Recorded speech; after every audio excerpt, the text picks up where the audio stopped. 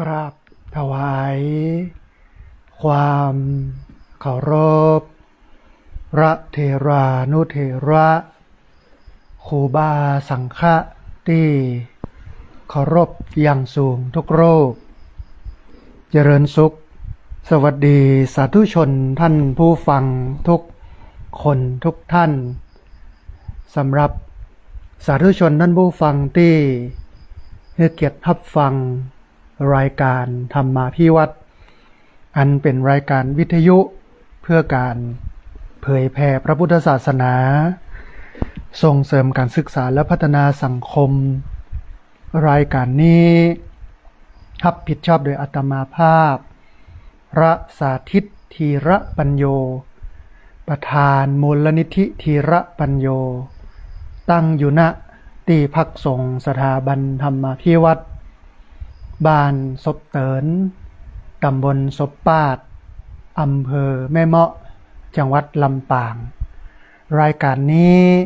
ออกอากาศทุกวันอังคารในเวลาตี 5ไปจนถึง 7 โมงเมื่อเจ้าผ่านทางสถานีวิทยุในเครือข่ายสถานีวิทยุคลื่นสีขาวเพื่อชาวประชาซึ่งมีอยู่หลายคลื่นหลายสถานีหลายจังหวัดออกอากาศผ่านทาง Facebook ไลฟ์ซึ่งเป็นไลฟ์สดของสถานีวิทยุวัดไฝหินและ Facebook ของอาตมาภาพพระสาธิตธีระปัญโยบันทึกเทปเอาไปออกอากาศผ่านทางสถานีวิทยุเพื่อการศึกษาและพัฒนาอาชีพ Radio Network FM 99.50 เมกะเฮิรตซ์ของวิทยาลัยเทคนิคกฟผ.แม่เมาะทุกวันศุกร์ในเวลา 8 โมงเมื่อเจ้าเป็นต้นไปและบันทึกเทปเอาไปออกผ่านทางเพจของมูลนิธิธีระปัญโยซึ่งช่องทางสุดท้ายตั้งหลังนี้ท่านผู้ฟังสามารถไปติดตามรับฟังย้อนหลังไปก๊อปปี้ลิงก์ไปคัดลอกลิงก์เอาไปส่งเอาไปแชร์ให้กับญาติธรรมทั้งหลายให้ได้ยินได้ฟังกันได้แถมตัวท่านผู้ฟังวันนี้เรายังอยู่กันในบรรยากาศของฤดูฝนแต่ว่าเป็นช่วงท้ายของฝนที่จะทิ้งช่วงนะเพราะว่าปรากฏการณ์เอลนิโญลานิญาคือความผสมดุลของธรรมชาติซึ่งก็ส่วนหนึ่งเนาะเป็นฝีมือของหมู่เฮาเนี่ย ที่ไปช่วยกันทำให้สิ่งแวดล้อมมันลุมันแหลวนะฮะมันก็เลยทำให้เวลาฝนตกก็ตกนักลำไปเวลาหนาวก็หนาวนะเวลาแล้งก็แล้งมันขาดความสมดุลกันท่านผู้ฟังเพราะฉะนั้นท่านผู้ฟังอาจจะต้องเตรียมเนอะน้ำนะปีนี้นะน้ำจะแล้งแต่ถ้ามันจะท่วมมันก็มาเร็วไปเร็วอันที่จะต้องเก็บน้ำเนาะแท้งน้ำหม้อองค์อย่างใดเนี่ยต้องเตรียมกันไว้นะเพื่อว่ามันแล้งแล้วมันจะบ่มีใจนักวิชาการเนี่ยท่านผู้ฟังเปิ้นคาดการณ์กันนะว่าปลายเดือน มิถุนาเนี่ยนะฮะแล้วก็จะยาวไปจนถึงมกรากุมภามีนาเมษาโดยเฉพาะในช่วงของมีนาเมษาซึ่งเป็นช่วงหน้าแล้งเนาะฝนเนี่ยมันก็จะน้อยลงน้ำก็จะน้อยลงน้ำเป็นหัวใจโรท่านผู้ฟังไฟเป็นชีวิตนะเฮาขาดไฟนี่ยังได้นะแต่ขาดน้ำนี่บ่ได้เนาะในสมัยที่พักสงฆ์สถาบันธรรมาภิวัตรเนี่ยสร้างใหม่ๆมีบ่มีน้ำบ่มีไฟมีกุฏิ2 หลังห้องน้ำ2 ห้องอีเนาะอาตมาภาพก็ไป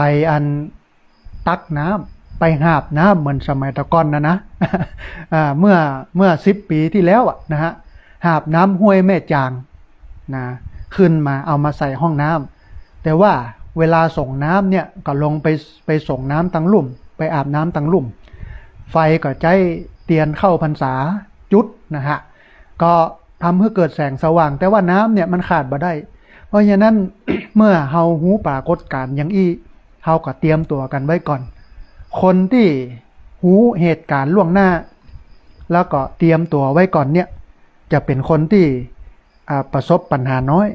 จะบรรทุกอย่างนักนะฮะแต่ว่าหากว่าเฮาบ่เตรียมตัวเตรียมตนเนาะบ่พ่อบ่ก้อยกันไว้มัวเลอะๆเหลิงๆมัวประมาทมัวเมาในชีวิตโดมัวไปเนี่ยนั่นเนี่ยนี่อีกลืมเนี่ยเรื่องตัวเก่าลืมเตรียมตัวนะคนบ่เก่าเปิ้นถึงว่านะเตรียมน้ำก่อนแล้งเตรียมแบงก์ก่อนเดินทางเนี่ยมันก็เป็นการทำให้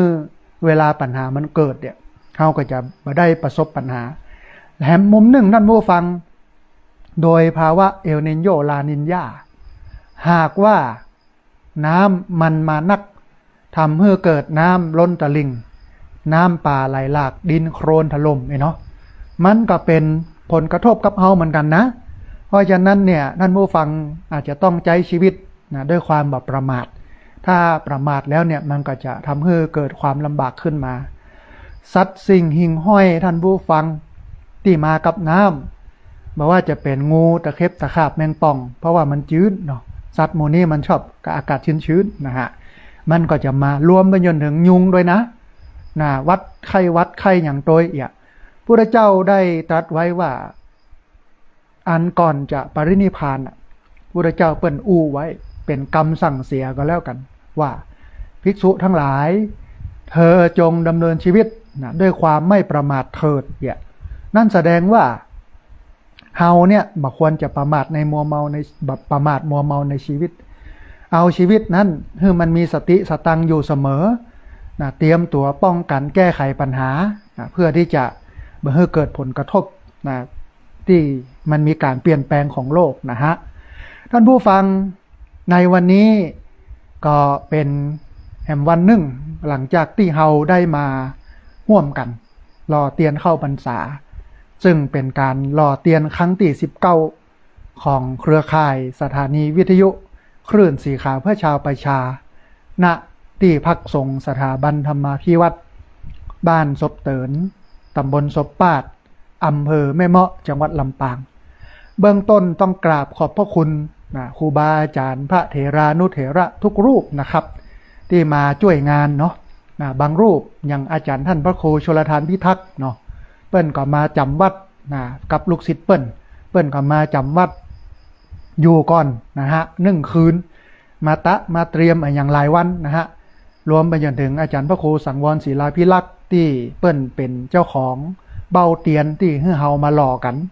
และครูบาอาจารย์หลายรูปที่มาให้กำลังใจมาแอวมาพอมาห่วมทำบุญกันในวันงานนักนาจารีท่านผู้ฟัง30-40นะฮะเป็นพระที่ทำงานแล้วก็ไปให้กำลังใจกันในการรอครั้งต่อไปปีหน้าท่านผู้ฟังท่านอาจารย์พระครูอภิวัฒนวิกรมเปิ้นก็แจ้งมาว่าจะไปรอที่อำเภอเวียงป่าเป้าจังหวัดเจียงไฮ้แต่ก็ยังบ่ได้ระบุวัดเตื้อนะฮะเพราะฉะนั้นเตรียมตัวไว้ตั้งแต่เนิ่นๆนะเพราะว่าเฮามีเวลากันเป็นปีเนาะปัจจัยเฮาหยอดออมสินก็ได้รู้ถ้าพี่น้องเครือข่ายสถานีวิทยุคลื่นสีขาวเนี่ยเฮาตั้งใจไว้ว่าจะไป2 งานซึ่งเป็นงานหลักของสถานีวิทยุงานแรกคืองานหล่อเตียนเข้าพรรษางานที่2คืองานสะเกาดำหัวครูบาอาจารย์พระนักจัดรายการเฮาแปลงออมสินไว้2 อันท่านผู้ฟังแปลงออมสินไว้2 อันตลอดระยะเวลา1 ปีเนี่ยเฮาบ่เปิดเตื้อเวลาเฮาทำบุญเนาะไปได้เงินได้ทองมาบ่ต้องนักเตื้อ1ก็20 บาทเอาจอมออมสินไว้2 อันก็40โลหรือ5 บาท10 บาทเนี่ยหย่อนไปใส่ออมสินไปนะฮะป๊อกแป๊กป๊อกแป๊กป๊อกแป๊กป๊อกแป๊กบกองครบปีมาเนี่ยมันก่อนนักก็หลายโลมันสะสมกำน้อยเหมือนฝนเนี่ยถึงแม้ว่ามันจะเม็ดน้อยนะท่านผู้ฟังฝนมันเม็ดน้อยแต่มันตกทีมันตกถ้าเอาคุเอาถังเอากะละมังเอาหม้อมาหงายไว้กลางเด่นฝนตกลงมาใส่หม้อใส่ไหใส่กะละมังถังเปมันก็เต็มได้เหมือนกันอันเนี้ยเป็นเทคนิคของการให้หอมปัจจัยไว้ทำบุญเพราะฉะนั้นเนี่ยเครือข่ายสถานีวิทยุคลื่นสีขาว เฮาก็จะมีอยู่2 งานเนาะงานสะเก้าดำหัวสุมากาละวะครูบาอาจารย์พระนักจัดรายการแล้วก็งานรอเตียนเข้าพรรษาเฮาก็เก็บสะสมไว้ถึงงานใดที่เปิ้นจะเริ่มเฮาก็เปิดออมสินบ่ต้องบุ๊บมันนะเฮาก็เปิดออมสินมาเสร็จแล้วเฮาก็นับปัจจัยเอาไปหอมตลอดปีโลมันก็ได้ปัจจัยเยอะสามารถเอาไปให้ไปหอมกับครูบาอาจารย์ได้มาถึงช่วงรอเตียนเข้าพรรษาเขาก็เปิดออมสินเอาไปให้ไปหอมอันนี้เป็นเทคนิคเป็นวิธีการในการหอมปัจจัยไว้ร่วมทำบุญวันละเล็กวันละน้อยวันละเล็กวันละน้อยให้มันสะสมไปเมื่อมันเต็มเมื่อมันมีแล้วมันก็จะสามารถเอาไปเนี่ยไปทำกันได้แต่ว่าท่านผู้ฟังในงานหล่อเตียนเข้าพรรษาวันที่20ที่ผ่านมาโอ้ญาติโยมปากันมานักมาหลายเกือบ 2,000 คนท่านผู้ฟังเก้าอี้เตรียมไว้เกือบ2,000นะปดเท่าหิมบ่ปอนะ หิมบ่ปอนั่งนะท่านผู้ฟังหลายคนหลายท่านเนี่ยบ่ได้นั่งเก้าอี้เนาะไปนั่งอันคันดมคันใดละลามกันโยม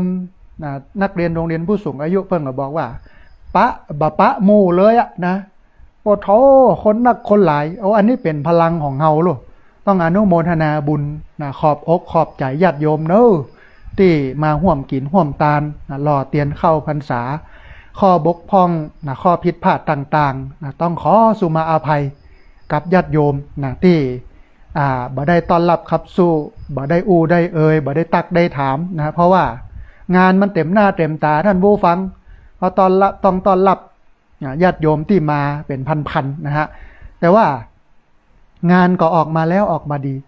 อันมันก็จะเป็นที่น่าอัศจรรย์ใจอย่างหนึ่งเหมือนกันนะว่าเวลาวันที่19เนี่ยก่อนวันงานก่อนหน้านั้นเนี่ยฝนก็ตกแมลงถึงวันนะ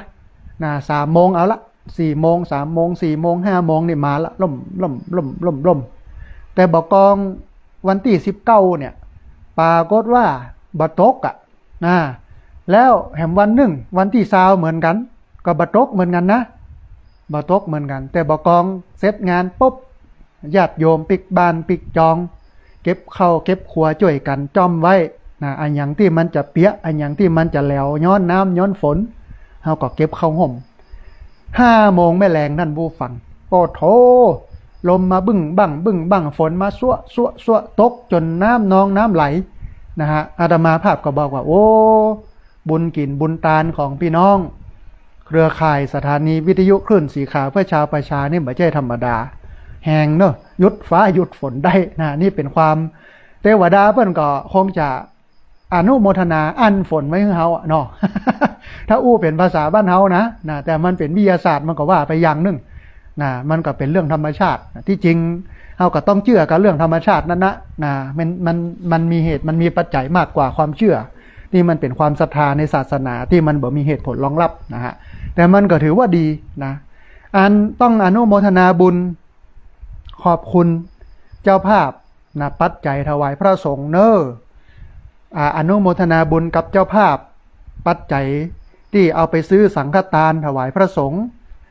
ต้องอนุโมทนาบุญกับเจ้าภาพโต๊ะเคียง18 ตัวอนุโมทนาบุญกับเจ้าภาพที่ให้หอมกันซื้อสแลมอนุโมทนาบุญกับเจ้าภาพน้ำดื่มอาหารขนมผลไม้ที่ปากันเอามาเลี้ยงคณะโปโถคนเป็นเกือบ2,000อาตมาภาพก็กึดในใจนะว่ากลัวโฮงตานบ่ปอนะคนมานักเกือบ2,000กลัวโฮงตานบ่ปอปรากฏว่าเหลือท่านผู้ฟังอันขนมนมเนยน้ำอันโยมแม่กนกพิษชัยนาเปิ้นเอาข้าวซอยมาเลี้ยงเหลือเก็บไว้50 ชุดมั้งเปิ้นก็เอามาฮื้อคนที่วัดนี่ก็เก็บไว้ตกวันพุธมาเปิ้นมาเก็บการเก็บงานหรอมาล้อนเต้นอีกมาเก็บโต๊ะเก้าอี้มาเนี่ยอย่างต่างๆเนี่ยก็บ่ต้องได้ไปซื้อกับข้าวกับป่ามาเลี้ยงละนี้โยมเปิ้นเอาฮื้อละนี้เนาะแล้วก็ยังมีขนม ที่ญาติโยมเปิ้นเอามาถวายอาตมาภาพก็ฮับไว้เมื่อฮับไว้เรียบร้อยแล้วก็บอกญาติโยมว่าเนี่ยขอเนอะอัน อาหารเหล่านี้ขนมเหล่านี้นะจะเก็บไว้เลี้ยงญาติโยมที่เพิ่นมาเก็บการเก็บงานพดไปจนถึงอัน น้ำเป็นอันน้ำโอวัลตินเป็นน้ำเครื่องดื่มชูกำลังสมัยที่ครูบาอาจารย์เปิ้นมาเนี่ยมาประชุมกันแล้วก็มาช่วยกันยกโต๊ะหามเต้นนี่นะพระเถระผู้ใหญ่เนี่ย มาช่วยกันเปิ้นก็ซื้อมาต่างคนต่างซื้อเสร็จแล้วก็มาจ้อมกันปะท้อมันเหลือเบอเกิดในใจว่าเขาบ่ได้ซื้อเครื่องดื่มชูกำลังละมาแจกโยมเอาของครูบาอาจารย์นี่กะที่ซากตัวเจ้าเนี่ยมันดีนะมันเป็นสิริมังกละโลกก็เอาไปแช่เย็นไว้เอาไปเก็บไว้ถึงงานมาก็มาแจกยังเหลืออยู่หั่นอยู่นะเป็นชิปปุ่นนะฮะเนี่ยท่านผู้ฟังปาละมีทำแล้วก็ต้องขอสุมาอภัยเนอะที่ดูแลบ่ทั่วถึงมันมีบางอย่างที่ยังติดใจนะอยู่ในใจอาตมาภาพเนี่ยก็คือเวลาเราประกาศรายชื่อโยมที่เปิ้นเป็นเจ้าภาพโต๊ะเคียงก็ดีปัจจัยถวายพระสงฆ์ก็ดีสังฆทานก็ดีนะบางคนเปิ้นบ่ได้มาเนาะบางคนเปิ้นบ่ได้มาอาตมาภาพก็ไปกระซิบบอกท่านพระมหาสมชาติว่าอันมหาในฐานะที่เปิ้นเป็นลูกศิษย์ของอาตมาภาพเนาะว่าอันมหาลองพอคนเหรอว่าจะเอาไผ่มาแทนคนที่เปิ้นบ่ได้มาเนอะพอเนอะเปิ้นก็ไปเสาะไปแหวงบางครั้งบางทีโยมเจ้าภาพเปิ้นมาแต่เปิ้นอยู่ไกลนะแล้วก็เปิ้นสูงอายุเดินลำบากนี่เนาะ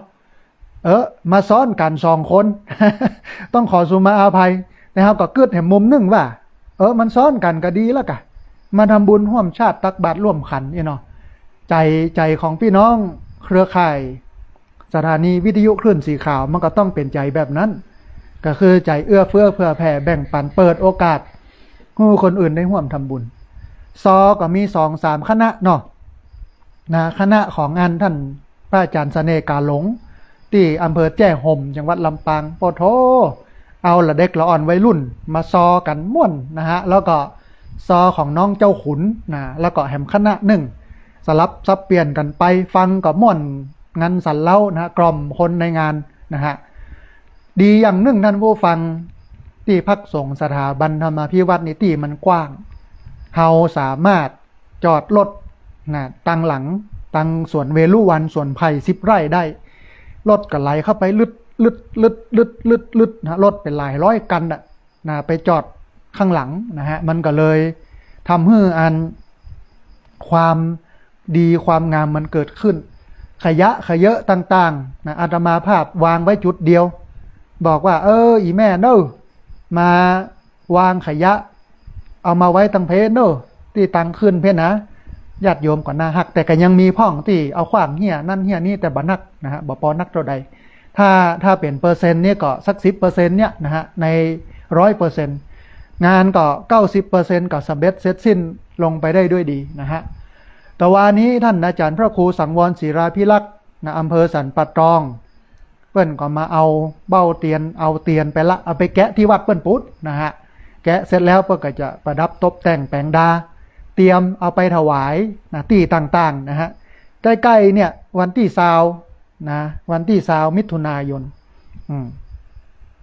วันที่20 กรกฎาคมขออภัย20 กรกฎาคมที่จะถึงนี้เฮาก็จะไปตานกันที่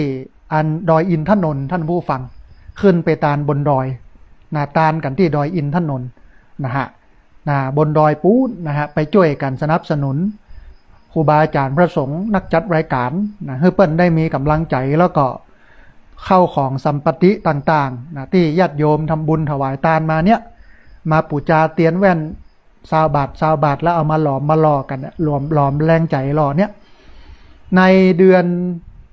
สิงหาคมวันที่14 15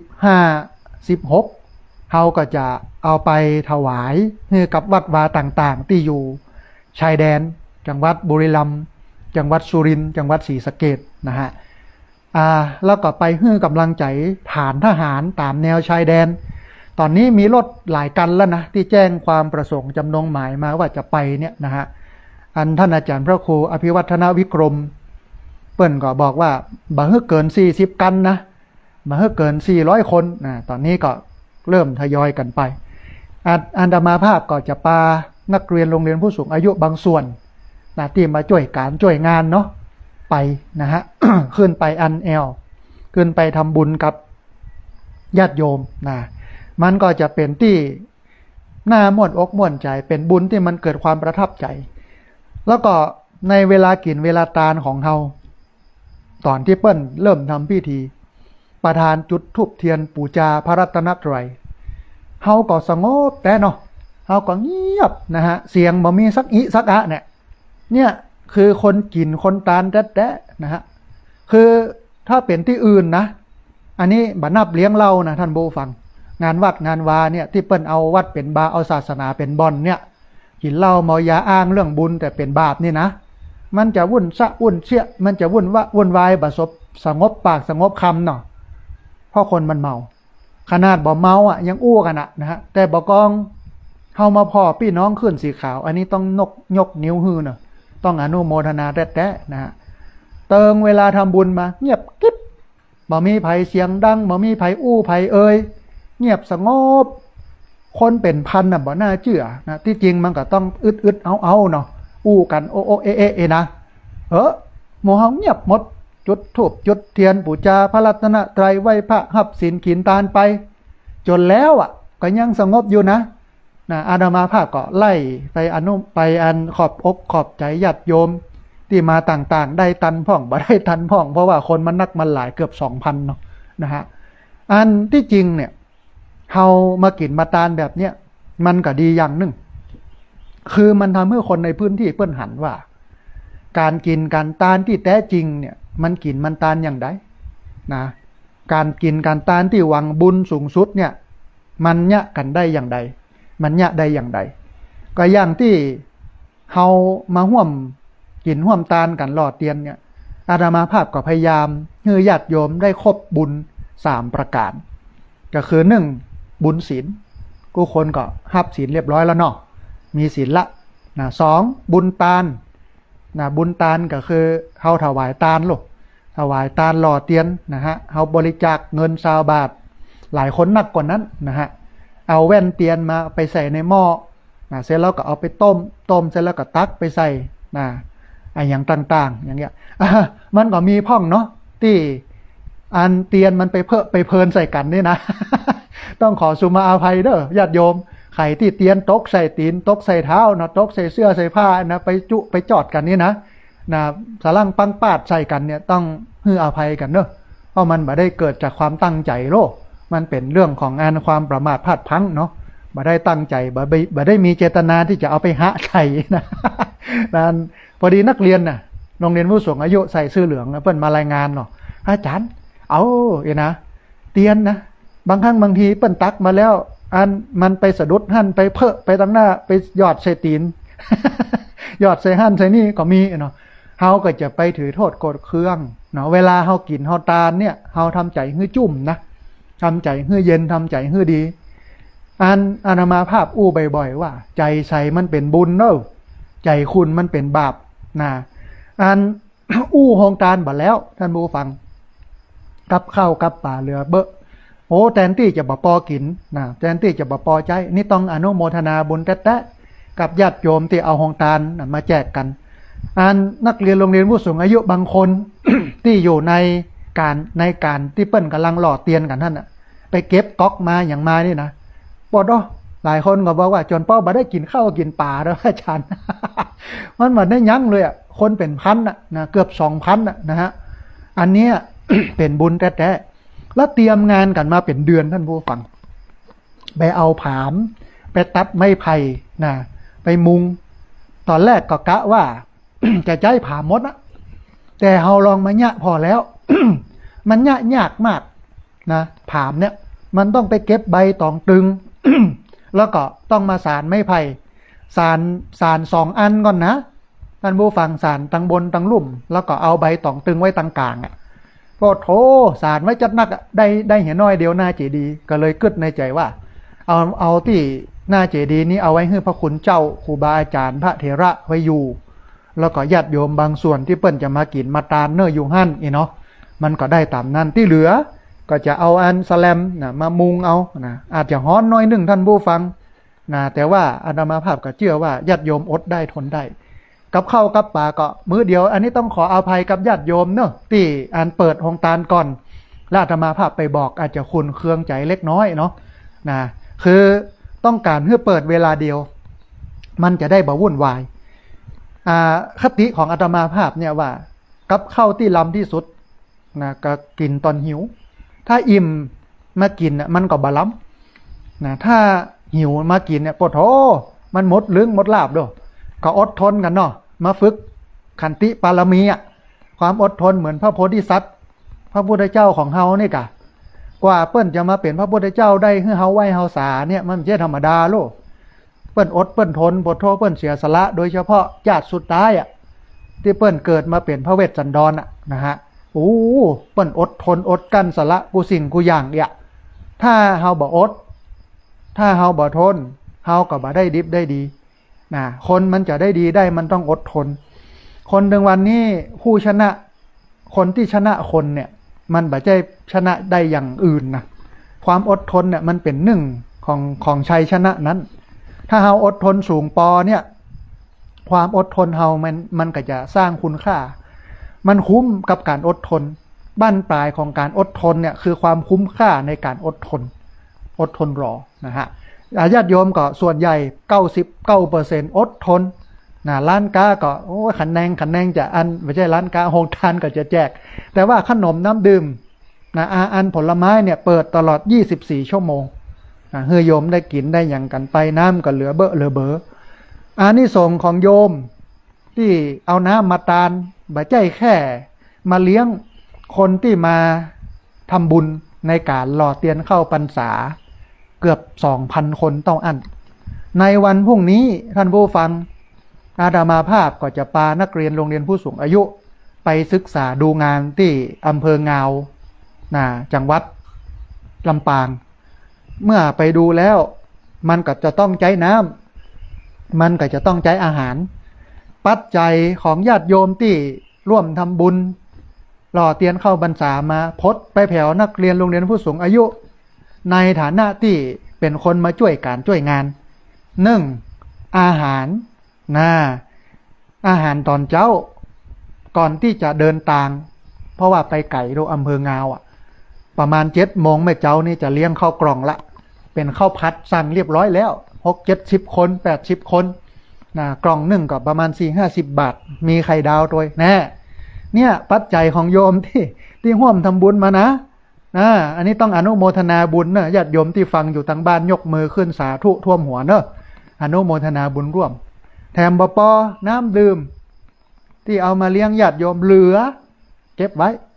อาตมาภาพถึงขึ้นในใจเดี๋ยวมันได้ใจก็ได้ใจแต่ก็เอาไปไว้บนรถแจกนักเรียนคนขวดเฮาเอาไว้กินคนขวดเก็บไว้ในกระเป๋าของเฮาก็อันนี้ส่งพดไปแผ่วคนเท่ากันแถมบปอนะเดียวเดือนกรกฎาเนี่ยเปิดเรียนนักเรียนโรงเรียนผู้สูงอายุก่อนน้ำหมูนี่แหละเนี่ยที่จะเอามาเลี้ยง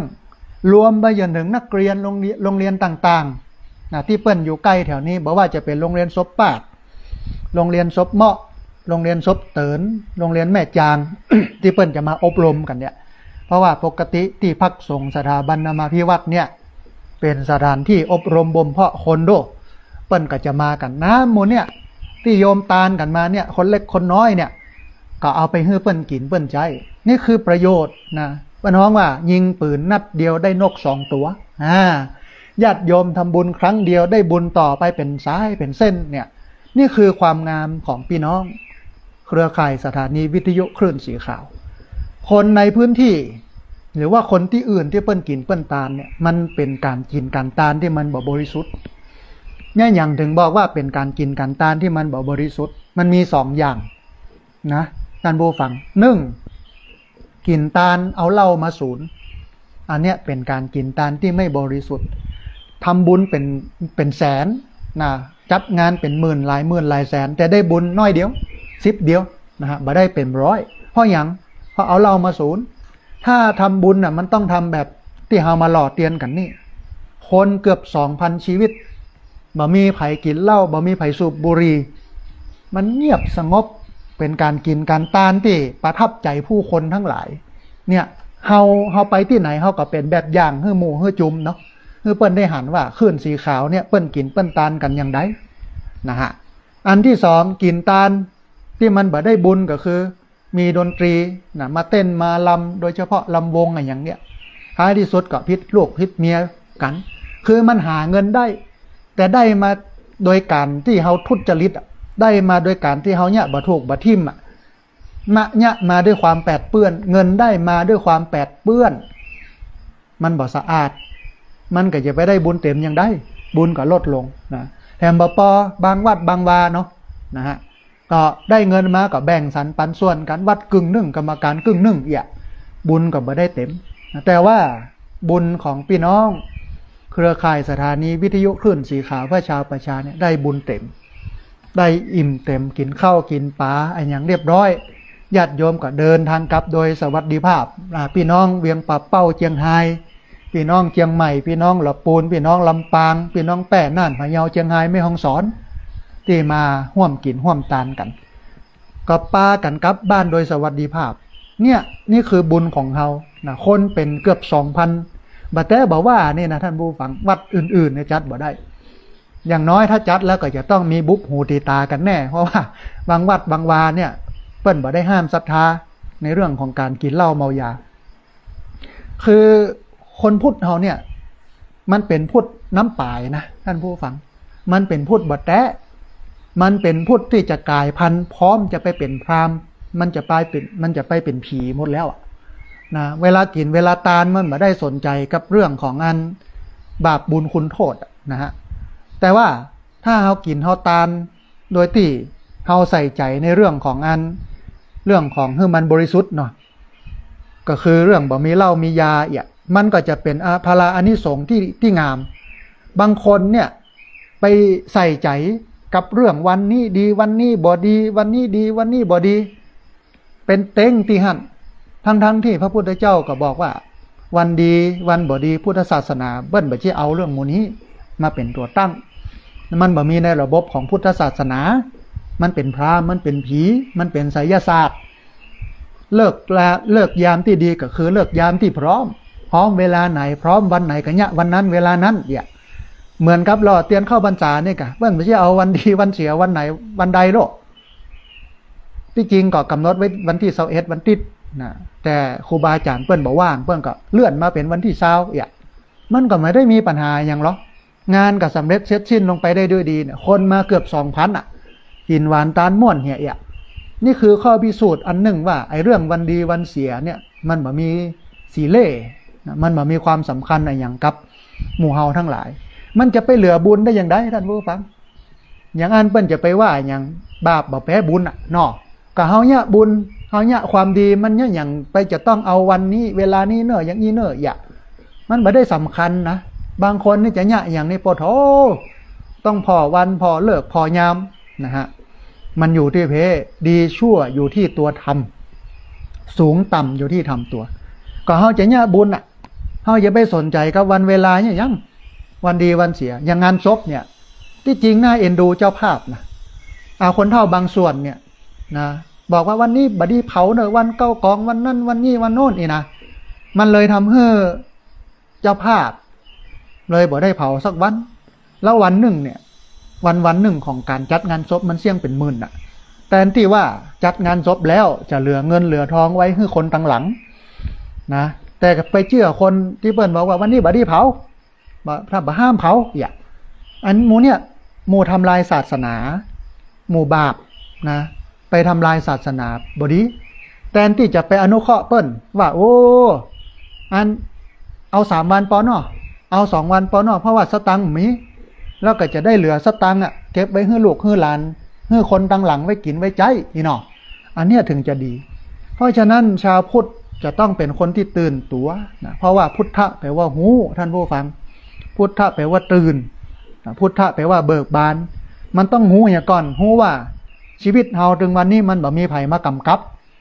นะมีแต่ตัวเฮาเนี่ยที่กำกับชีวิตจะไปคิดแบบศาสนาที่มันเป็นศาสนาเทวนิยมบ่ว่าจะเป็นพราหมณ์บ่ว่าจะเป็นคริสต์บ่ว่าจะเป็นอิสลามหรือศาสนาอื่นๆ ที่มันมีพระเจ้าเป็นตัวกำหนดนะเฮานี่จะเอาผีมากำหนดชีวิตเฮาแล้วเฮาเป็นชาวพุทธเนี่ยมันก็จะต้องเอาคำสอนของพระพุทธเจ้ากับท่านผู้ฟังมากำกับชีวิตจะไปเอาคำสอนที่ไหนอ่ะจะไปเอาคำสอนคนบักเก่าโบราณมาจากไหนอ่ะมันต้องมาที่คำสอนของพระพุทธเจ้าเพอันนี้มันถึงได้ชื่อว่าเป็นชาวพุทธแต่เฮาเป็นพุทธแต่เอาคำสอนของไผบ่ฮู้มาปฏิบัติเนี่ยมันจะไปเป็นพุทธแท้ได้อย่างใดท่านผู้ฟังมันก็ไปเป็นผีเฮียกะมันก็ไปเป็นพราหมณ์มันก็เหมือนกับว่าจิ้งจอกในคราบของแกะในฝูงแกะในหมู่แกะจิ้งจอกมันเอาอันขนแกะมาคุมตัวมันแล้วมันก็ไปบุญอยู่กับหมู่หั่นเนี่ยคือจิ้งจอกในคราบของแกะเพราะฉะนั้นมันจะต้องปึดเอาจิ้งจอกนี้ออกไปเหลือแต่หมู่แกะก็คือหมู่ที่เป็นคนหูหมู่ที่เป็นคนตื่นหมู่ที่เป็นคนเบิกบานแห่มันนึ่งท่านผู้ฟังเวลาเรามากินมาตานเนาะบ่ว่าจะเป็นเรื่องของโฮงตาลบ่ว่าจะเป็นเจ้าภาพปัจจัยถวายพระสงฆ์บ่ว่าจะเป็นเจ้าภาพสังฆทานบ่ว่าจะเป็นเจ้าภาพโต๊ะเคียงแล้วก็แม่นิพาอัมพรสุวรรณต้องอนุโมทนาบุญกับแม่ตัวเปิ้นเอาผ้าคลุมนะโต๊ะเคียงมาถวายตัวเวลาเราตานหมู่นี้แล้วเนี่ยจะไปติดใจกับมันนะฮะจะไปติดใจกับมันเพราะว่าเขายกยอตานแล้วบางคนนี่เป็นเจ้าของนะท่านผู้ฟังมันมีเรื่องเล่าเนาะ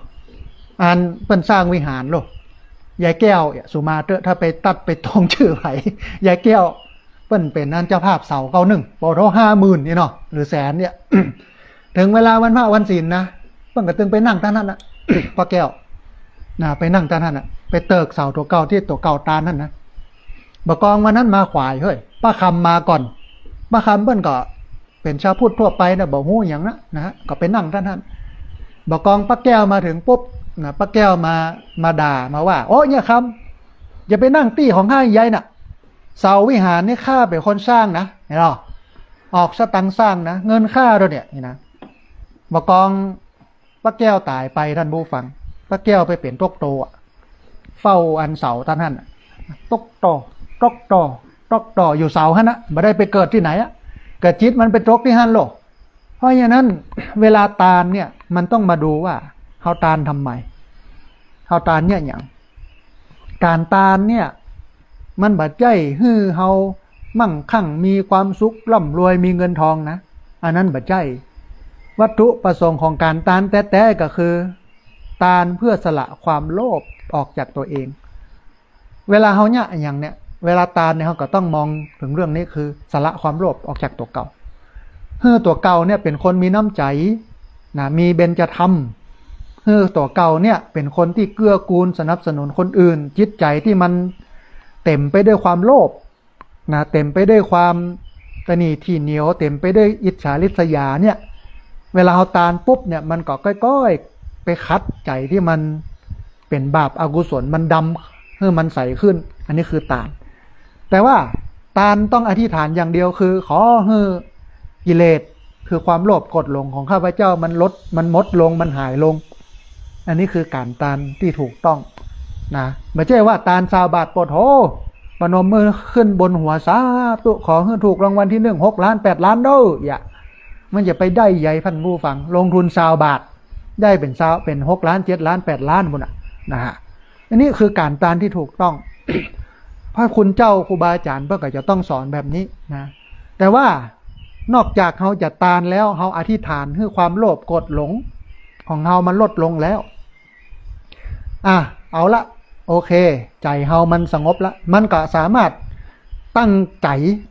คืออธิษฐานในใจให้ใจตัวเก่ามีพลังว่าขอให้สุขภาพแข็งแรงเด้อขอให้มั่งคั่งร่ำรวยเนอะขอให้นั่นให้นี้เนอะอย่าทีนี้เมื่อขอแล้วนอนอยู่บ่ได้เนี่ยมันก็บ่ได้ผลแต่ว่าเวลาเราขอตอนที่เราตานเนี่ยมันเป็นพลังใจด้วยเพื่อกลับไปทำนะถ้าสุขภาพบ่แข็งแรงมานั่งอ้อนวอนสาธุขอให้ตานสมมติตาน11,000นี่เนาะป่วยนอนกะแงบอยู่ฮะบ่สบายขอให้สุขภาพแข็งแรงนะแต่บ่เคยออกกำลังกายเลยนะมันจะไปแข็งแรงได้ยัยท่านผู้ฟังนะแต่การตานเนี่ย มันเป็นแรงบันดาลใจให้ไปออกกำลังกายตุกยากบ่มีสตังค์ ว่ามีกับข้าวกับปลาบ่มีข้าวของสัมปติเขาทำบุญ100สาธุขอเฮือร่ำเฮือรวยอธิษฐานอย่างนี้มันจะไปรวยได้ใดท่านผู้ฟังบ่ได้ยะอย่างสักอย่างมันก็ต้องไปลงมือทำขยันหารักษาไว้ใกล้บัณฑิตเลี้ยงชีวิตเหมาะสมแน่นอนถ้ายะ4อย่างเนี่ยก็เป็นพ่อเลี้ยงแม่เลี้ยงแหละกะเนาะแต่ต้องยะฮือจริงจังนะไม่ได้ไปยะเล่นมาลองตองแต่งเนาะยะนี่คือพระพุทธศาสนาเวลาเฮาตานเนาะกินตานแต่อาตมาภาพเชื่อว่าพี่น้องขึ้นสีขาวเนี่ยกึดอย่างนี้เป็นแบบนี้นะเพราะว่าเฮากินเฮาตานกันมาหลายปีดีดักแล้วเนาะกินตานกันเนี่ยมันเลยทำให้เฮาเนี่ยสุขสงบมันแสดงออกตรงไหนท่านผู้ฟังลองสังเกตนะแสดงออกตอนที่พิธีจะเริ่มบอกกองเฮาสวดอิติปิโสจบแล้วเริ่มพิธีแล้วปุ๊บคนเป็นเกือบ 2,000 คนอย่างน้อยกับ 1,600 1,700 พวกมาวันที่20เนี่ยเงียบกิ๊บสงบนิ่งท่านสสนะท่านนายอำเภอมาถึงโปรดโทษอาตมาภาพก็เกิดในใจเพื่อนให้จะคนคิงลูกกะก้าเนาะหันหมู่เฮามาเป็นพันเกือบ 2,000 คนแล้วสุขสงบนิ่งเบาสบายนะฮะอันเนี้ยคือบุญที่เราทำกันแล้วจะไปฮื้อใจคุณมัวเวลาตานนะไอ้อย่างที่มันบ่ได้ดังใจนะอย่างเช่นไปเกณฑ์เป็นนั่น เฮาเกณฑ์ชื่อเฮาแล้วคนหนึ่งมาเกณฑ์ห่วมกันมันอย่างใดเนี่ยถ้าเกิดอย่างนั้นเนี่ยใจมันก็เป็นอกุศลก็เกณฑ์ห่วมกันกับเกณฑ์นะเพราะว่าตอนที่เปิ้นประกาศรายชื่อเฮาจ้า เอาบอกว่ามาบ่มาต้องมีคนเช็คโลกนะฮะมันก็เลยทำให้มันเกิดความวุ่นวายอาตมาภาพก็บอกว่ามหาสมชาติเดี๋ยวไปเสาะหาคนมาเกณฑ์เนอะคนที่เปิ้นบ่ได้มาจะได้เกณฑ์แปลนเฮาบอกว่าหอยมาเนาะมันจะไปจำกันได้อย่างได้ท่านผู้ฟังคนเป็นเกือบ 2,000 นะฮะเกณฑ์นะฮะก็แหมนึ่ง กินข้าวเมื่อใดตัวเจ้าจะปล่อยมากินเมื่อใดจะเปิดห้องตานเนี่ยหิวแล้วนะจะเป็นลมแล้วนะเนาะมันก็จะต้องทำใจให้สงบเหมือนที่บอกว่าพระเวสสันดรเปิ้นอดทนกว่าเฮาพระพุทธเจ้าเฮาเองเนี่ย กว่าที่จะมาเป็นพระพุทธเจ้าเนี่ยปะโถเปิ้นปั้มเปงปารมีด้วยเปิ้นฝึกหัดคัดเก่าตัวเก่าโลกจนได้มาเป็นพระพุทธเจ้านะฮะเฮาก็เฮียนแบบเปิ้นพ้องกะเฮาเป็นพุทธสาวกเป็นคนเดินตามทางของพระองค์เฮาก็เอาเปิ้นมาเป็นอย่างพ้องว่าสมัยที่เปิ้นบำเพ็ญทุกขกิริยาอดข้าวอดน้ำเนี่ยมันเป็นอย่างไดเนาะว่าเราเปิ้นนักกว่าเฮาเนี่ยอดบ่ใช่อดธรรมดานะท่านผู้ฟัง6 ปีบ่กินข้าวกินน้ำเนี่ยอย่างนักหนาจารีเนี่ย6 ปีก่อนนะเฮาเนี่ยวันเดียวได้เกิงข้าวตอนได้ยังมาเดือดร้อนใหญ่เนาะ อันนี้อาตมาภาพก็เกิดในใจนะคือมันก็ต้องเอาแนวนี้แหละมาปฏิบัติใจนะฮะแหมมุมหนึ่งมันก็มองได้เห็นถึงความเป็นระเบียบเรียบร้อยนะในการจัดการนะมันก็จะมีข้อขาดตกบกพร่องแล้วก็รายชื่อคนที่มาร่วมทำบุญเนาะบอกว่าจะเป็นโอนปัจจัยมาตังบัญชีธนาคารก็แจ้งชื่อไปละนะฮะแล้วก็หลายคนที่มาทำบุญหน้างานนะถ้าจะเอามาประกาศมาบอกกันเนี่ยคนนั้นทำบุญเต้าอี้คนนี้ทำบุญเต้าอันในวันค่ำก็ว่าบะเสี่ยงนะฮะก็เป็นอันว่าจบไว้นะฮะแต่เพียงเท่านี้นะคือเฮากินเฮาตานเฮาก็เก็บไว้ในใจเวลากินเวลาตานเนี่ยเพราะว่ามันคัดใจให้มันใสคัดใจให้สะอาดเมื่อใจสะอาดแล้วเขาก็เข้าใกล้นิพพานอย่างที่อาตมาภาพนำนี่กะ1เขาฮื้อตานแล้ว2เขาสมาทานศีลแล้วนั่งสมาธินะเขาก็นั่งกันเงียบสงบนะคนเป็นพันบ่น่าเชื่อว่าคนเกือบ 2,000 ชีวิตมากินมาตานเวลานั่งสมาธิเงียบกิ๊บมันขนชิงลุกนะท่านผู้ฟังมันเป็นปารมีที่สูงส่งพอสมควรแหละกับเรื่องแบบนี้นะฮะคนก็สงบเงียบนั่งเงียบกิ๊บนะฮะที่บ่ได้หูที่บ่ได้หันที่ญาติโยมเนี่ยกันแล้วก็ความทุกข์ยากลำบากในเรื่องของการจอดรถนะในเรื่องอะไรอย่างต่างๆนี่ต้องขอสุมาอาภัย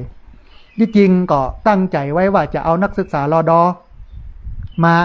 ปรากฏว่าเปิ้นทรงละอ่อนอันยังมาบอกฮู้ บ่ได้มาช่วยกันยกกับเข้าห้องตาลสักกับนะเวลารถมาจอดบ่ค่อยมีคนโบกรถโบกลาสักกับนะอันนี้คือข้อผิดพลาดบกพร่องนะที่อาตมาภาพก็น้อมรับไว้เนาะเพื่อที่จะเอาไปแก้ไขต่อนะฮะเพื่อวันหน้าวันตามีการมีงานเฮาหันละว่ามันบกพร่องหลังจากนี้ไปเนี่ย อย่างวันพรุ่งเนี้ยจะพานักเรียนโรงเรียนผู้สูงอายุนะไปกินไปตานกันเนี่ยอาตมาภาพก็จะอู้กันบนรถบัสนะว่าโยมต้องขอบใจขอบคุณเนอะที่ญาติโยมสละเวลาสละทรัพย์สินสละเงินทองสละเหงื่อสละใครสละแรงกายมาช่วยพิธีหล่อเทียนเข้าพรรษาให้มันสำเร็จเสร็จสิ้นลงไปได้ด้วยดีต้องขอสุมานะที่บกพร่องอย่างต่างๆไปอาตมาภาพก็เชื่อว่านักเรียนโรงเรียนผู้สูงอายุที่เปิ้นอิดเปิ้นเหนื่อยเนี่ยเปิ้นก็จะหายอิดคือวัดนี้เนี่ยที่พักสงฆ์สถาบันธรรมาภิวัตน์เนี่ยมันบ่มีหมู่บ้านประจำท่านผู้ฟังนะมันไม่มีหมู่บ้านประจำทีนี้เมื่อบ่มีหมู่บ้านประจำเนี่ยมันก็บ่มีศรัทธาประจำบ่มีคนที่จะมาช่วยยกโต๊ะหามเต้น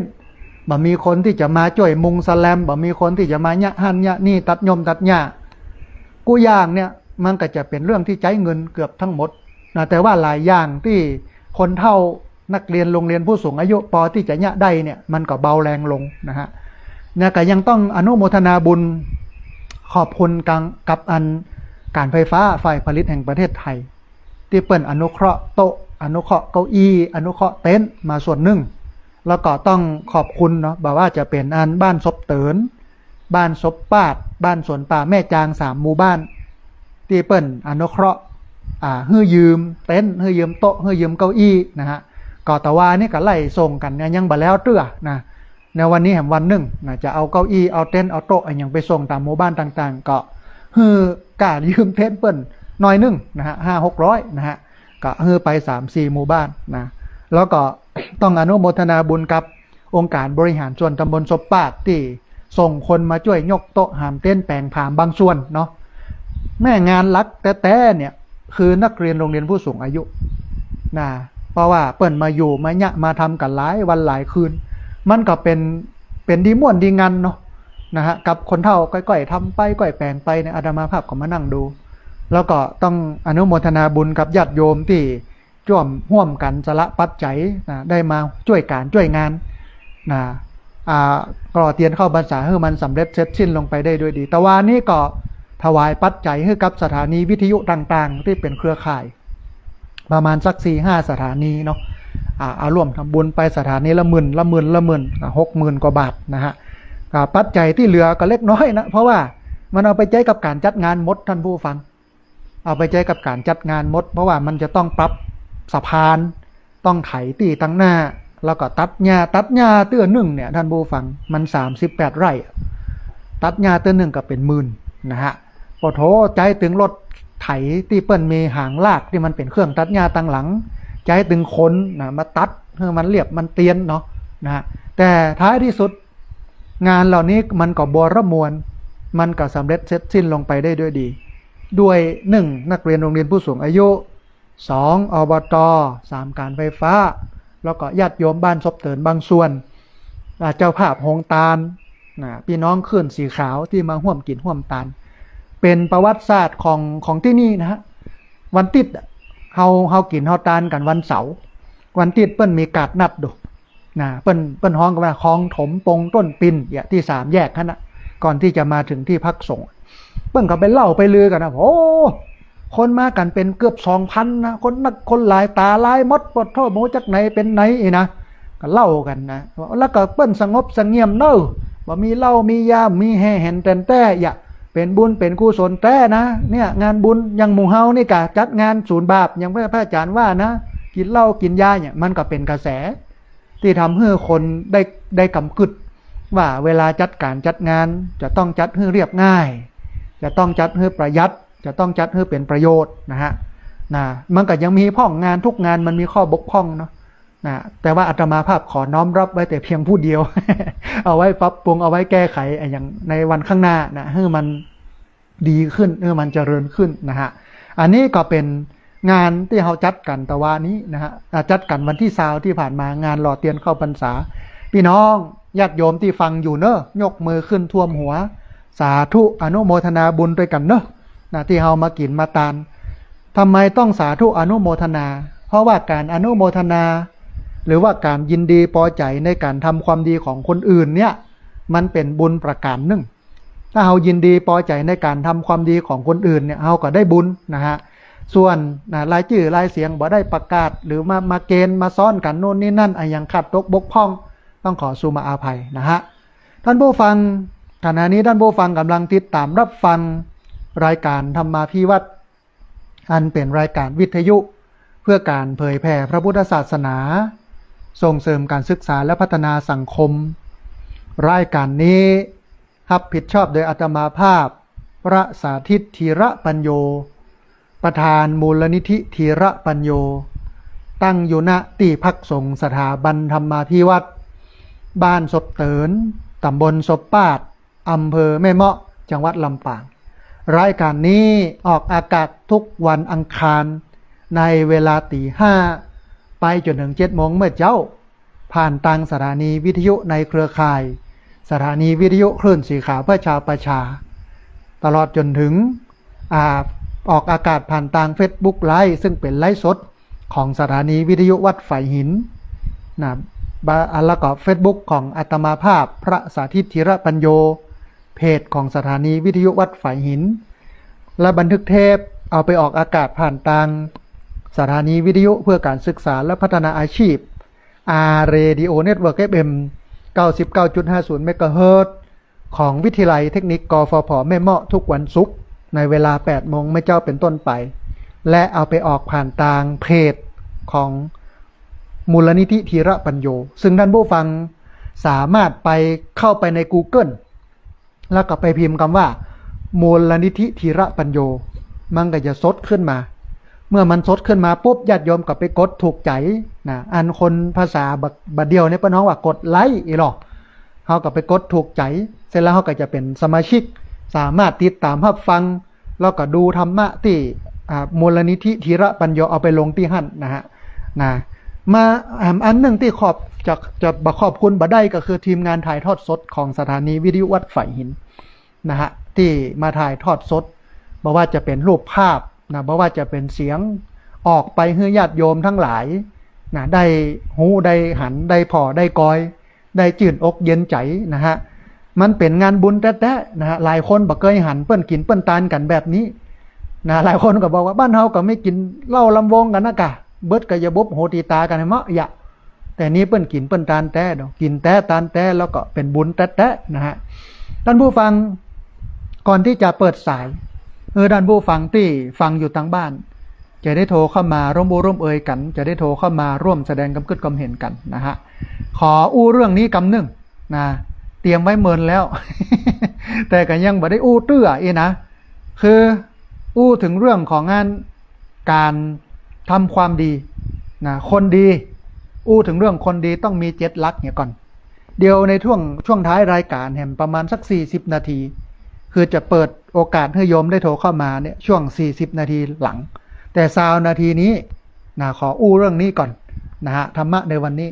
ที่จริงก็อู้ไปหลายส่วนละนะฮะญาติโยมคงจะเข้าใจบางส่วนแต่ว่าวันนี้ขอเอาลักนี้ก่อนคือคนดีต้องมี7 หลักท่านผู้ฟังจะเป็นคนดีได้เนี่ยมันต้องมี7 ลักนะฮะลักอย่างพ่องอันแรกก็คือลักฐานความตั้งมั่นการลงลักปักฐานบ่ใช่เอกสารตั้งราชการที่มันต้องเป็นลักฐานนะแต่มันหมายถึงความมั่นคงในชีวิตการตั้งตนไว้ชอบประกอบสัมมาอาชีวะรับผิดชอบต่อครอบครัวรับผิดชอบต่อหน้าที่การงานรับผิดชอบต่อสังคมอันนี้คือมีหลักฐานญาติโยมจะต้องมีหลักฐานก็คือมีความมั่นคงในชีวิตประกอบสัมมาอาชีพถึงวันนี้มันมีมิจฉาชีพนักมาจุมาหลอกเขาแม้แต่สุมาเตอร์ข้าราชการบางส่วนนักการเมืองบางส่วนเนาะที่เปิ้นโกงเปิ้นกินกันเนี่ยมันผิดสัมมาอาชีวะบ่ได้เป็นอาชีพที่มันถูกต้องอันนี้เฮาบอกควรจะทำแล้วก็หนีไกลจากคนเหล่านี้เวลาเขาเลือกบ่ใช่ว่าหันแก่เงินแก่ทองนะหันแก่300-500นะที่เปิ้นเอามาแจกหันแก่ปันเนี่ยแล้วได้คนเหล่านี้เข้ามามันก็ทำให้ประเทศมันบ่ดีประเทศมันสุดนะฮะเพราะฉะนั้นเขาก็ต้องเลือกคนที่ดีมีศีลธรรมนะอันนี้อันหนึ่งต้องมีหลักฐานอันที่2คือเขาจะต้องมีหลักธรรมนี่มันต้องมีความดีเป็นแม่บทท่านผู้ฟังมีอย่างพ้อง อันแรกมีคุณธรรมมีคุณธรรม อันที่สองจะต้องมีจริยธรรมอันที่สามจะต้องมีศีลธรรมสามตัวนี้เวลาเขาเนี่ยอย่างก็ตามเพื่อกึศถึงสามตัวนี้ต้องมีคุณธรรมเนอะต้องมีจริยธรรมเนอะต้องมีศีลธรรมเนอะสามตัวนี้นะมันจะเป็นเครื่องนำทางชีวิตให้เราไปในทางที่ดีนะเพราะแต่เบื้องต้นเนี่ยเราจะต้องยึดมั่นในเรื่องศีลห้าเป็นหลักนะฮะจะไปพยายามทำผิดศีลห้าให้แน่นในศีลห้าชาวพุทธเนี่ยต้องมีศีลห้าแต่ถ้าชาวพุทธบอกมีศีลห้าเนี่ยมันเป็นพุทธน้ำปายมันไม่ได้เป็นพุทธแท้นะฮะบางคนปวดโทไปใส่ใจกับการเว้นตานกับการสุมาควรตานกับวันเวลานั้นเวลานี้บ่ดีต้องวันนั้นวันนี้แต่ศีลห้ามันจะไปเป็นพุทธตรงไหนอ่ะเพราะพุทธศาสนาหลักของพุทธเนี่ยมันคือศีลห้ามันคือสมาธิและมันคือปัญญาลูกสามตัวนี้เป็น Buddhist way of life เป็นศีลของเป็นข้อปฏิบัติของชาวพุทธแต่เขาไปสนใจเรื่องวันเวลาวันนี้ดีวันนี้เสียไปใส่ใจเรื่องสุมาควรตานนะนักล้ำไปเนี่ยแล้วเขาบ่ได้สนใจเรื่องศีลสมาธิปัญญาเนี่ยมันบ่ใช่เป็นพุทธนะมันเป็นพุทธปลอมนะฮะเป็นพุทธน้ำปายศีลห้าเนี่ยมันเนี่ยเฮานั่นบ่เบียดเบียนตัวเองแล้วก็บ่เบียดเบียนคนอื่นนะฮะอันนี้คือหลักต้องมีหลักธรรมมีศีลห้าอันที่สามต้องมีหลักกรรมนะอันแรกก็คือหลักฐานอันที่สองก็คือหลักธรรมอันที่สามก็คือหลักกรรมหลักกรรมเนี่ยก็คือมันจะต้องเชื่อมั่นในกฎแห่งกรรมท่านผู้ฟังเขาเป็นชาวพุทธต้องเชื่อมั่นในกฎแห่งกรรมต้องเชื่อมั่นว่าสูงต่ำอยู่ที่ทำตัวดีชั่วอยู่ที่ตัวทำจะต้องตระหนักว่าผลของชีวิตเกิดจากการกระทำของตัวเองทั้งสิ้นมันไม่ได้เกิดจากผีสางเทวดาคนต่างนอกมาเนี่ยมันเกิดจากพฤติกรรมของเฮาล้วนๆจะแก้กรรมก็ต้องแก้ที่พฤติกรรมแบบเช่นไปเนี่ยพิธีแก้กรรมไปสวดไปอันให้ตัวเจ้าสวดโยโกห้องไปนอนในโรงไปนอนในร่องเอาผ้าขาวมาปกมาปิดไปเจิมหน้าทองไปซักยมซักยันไปทำเสน่ห์อันนั้นไม่ใช่พุทธมันเป็นพราหมณ์มันเป็นไสยศาสตร์มันเป็นผีนะฮะพุทธแต่เนี่ยต้องมีหลักกรรมคือเชื่อกฎแห่งกรรมพระเจ้าตรัสชัดเจนนะซึ่งเป็นสิ่งที่อาตมาภาพชอบมากว่าใครทำกรรมอันใดไว้ดีหรือชั่วก็ตามจักเป็นผู้รับผลแห่งกรรมนั้นท่านผู้ฟังใครทำกรรมอันใดไว้ดีหรือชั่วก็ตาม จักเป็นผู้รับผลแห่งกรรมนั้นเนี่ยดีก็ได้ดีเนาะมันไม่ใช่ว่ามันจะดีวันหน้าเนี่ยดีวันนี้ก็ได้ดีคณะนี้เลยก็คือทำความดีทำชั่วก็ได้คณะเนี้ยทำชั่วมันเกิดผลคือความชั่วมันบ่ต้องไปรอให้เกิดการประสบวิบากกรรมเวรต้องทุกข์ยากลำบากอันนั้นบ่ต้องนะมันเป็นทีหลังแต่ณปัจจุบันทันด่วนตรงหน้าตับตาเนี่ยมันคือสิ่งที่เราทำคือทำดีได้ดีทำชั่วได้ชั่วอันนี้เราจะต้องยึดหลักกรรมนะจะไปแก้กรรมนะท่านผู้ฟังถ้าชาวพุทธไปแก้กรรมเนี่ยมันน่าอายมันเป็นชาวพุทธน้ำปายเหลือ 10% เท่านั้นนะความเป็นพุทธถ้าไปแก้กรรมเนี่ย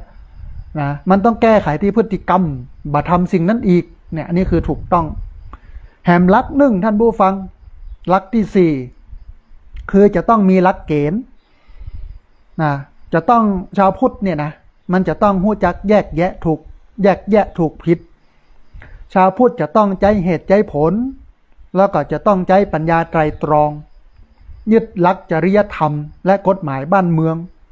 มากกว่าตัดสินด้วยอารมณ์หรือความชอบส่วนตัวแต่วันนี้เราบอกเอาหลักการโลกนะเราไปเอาหลักกูเพะเอาอย่าว่าอย่างอี้อ่ะเขาจะเป็นอย่างอี้อ่ะเราบ่ได้พอบ้านพอเมืองเปิ้นว่าเปิ้นเป็นอย่างใดอ่ะมันจะต้องยึดสิ่งที่สังคมเปิ้นกำหนดไว้ก็คือเรื่องของกฎหมายบ่ใช่ว่ามาเอาแต่ใจตัวเก่าแล้วก็บ่ได้ว่ามาเอาอารมณ์ตัวเองเป็นที่ตั้งนะมันต้องยึดเหตุยึดผลเอามาตรฐานที่ตัดสินชี้ขาดเนี่ยมาเป็นสิ่งที่กำกับชีวิตเราเอากฎหมายบ้านเมืองเอาศีลธรรมจริยธรรมของประเทศที่เปิ้นวางกันไว้เนี่ยมาเป็นเกณฑ์ในการตัดสินใจนะฮะคืออันนี้ก็เป็นเรื่องที่น่าเป็นห่วงเราอ่อนสมัยบเดียวเปิ้นบอกค่อยเอาเรื่องเหล่านี้แล้วเมืองไทยเนี่ยมันเป็นเมืองที่ซื้อได้อ่ะถ้าผิดกฎหมายเอาเงินจ่ายเหียก็หายอ่ะ พอเนี่ยคนค้ายาบ้าเนี่ยมันขายกันทั่วบ้านทั่วเมืองเนี่ยเดี๋ยวนี้ลูกพี่ก็คือนายทุนใหญ่ที่มันเป็นอันคนค้ายาเนี่ยที่มันเป็นรายใหญ่เนี่ยมันก็จ่ายเงินเนี่ยนะจ่ายเงินให้กับหน่วยงานนั่นหน่วยงานนี่ที่กำกับกฎหมายอ่ะก็ขายกันปะโถเดี๋ยวนี้ยังขนมเนี่ย30 บาท20 บาทเห็ดได้ราคามันอ่ะมันก็เลยทำให้คน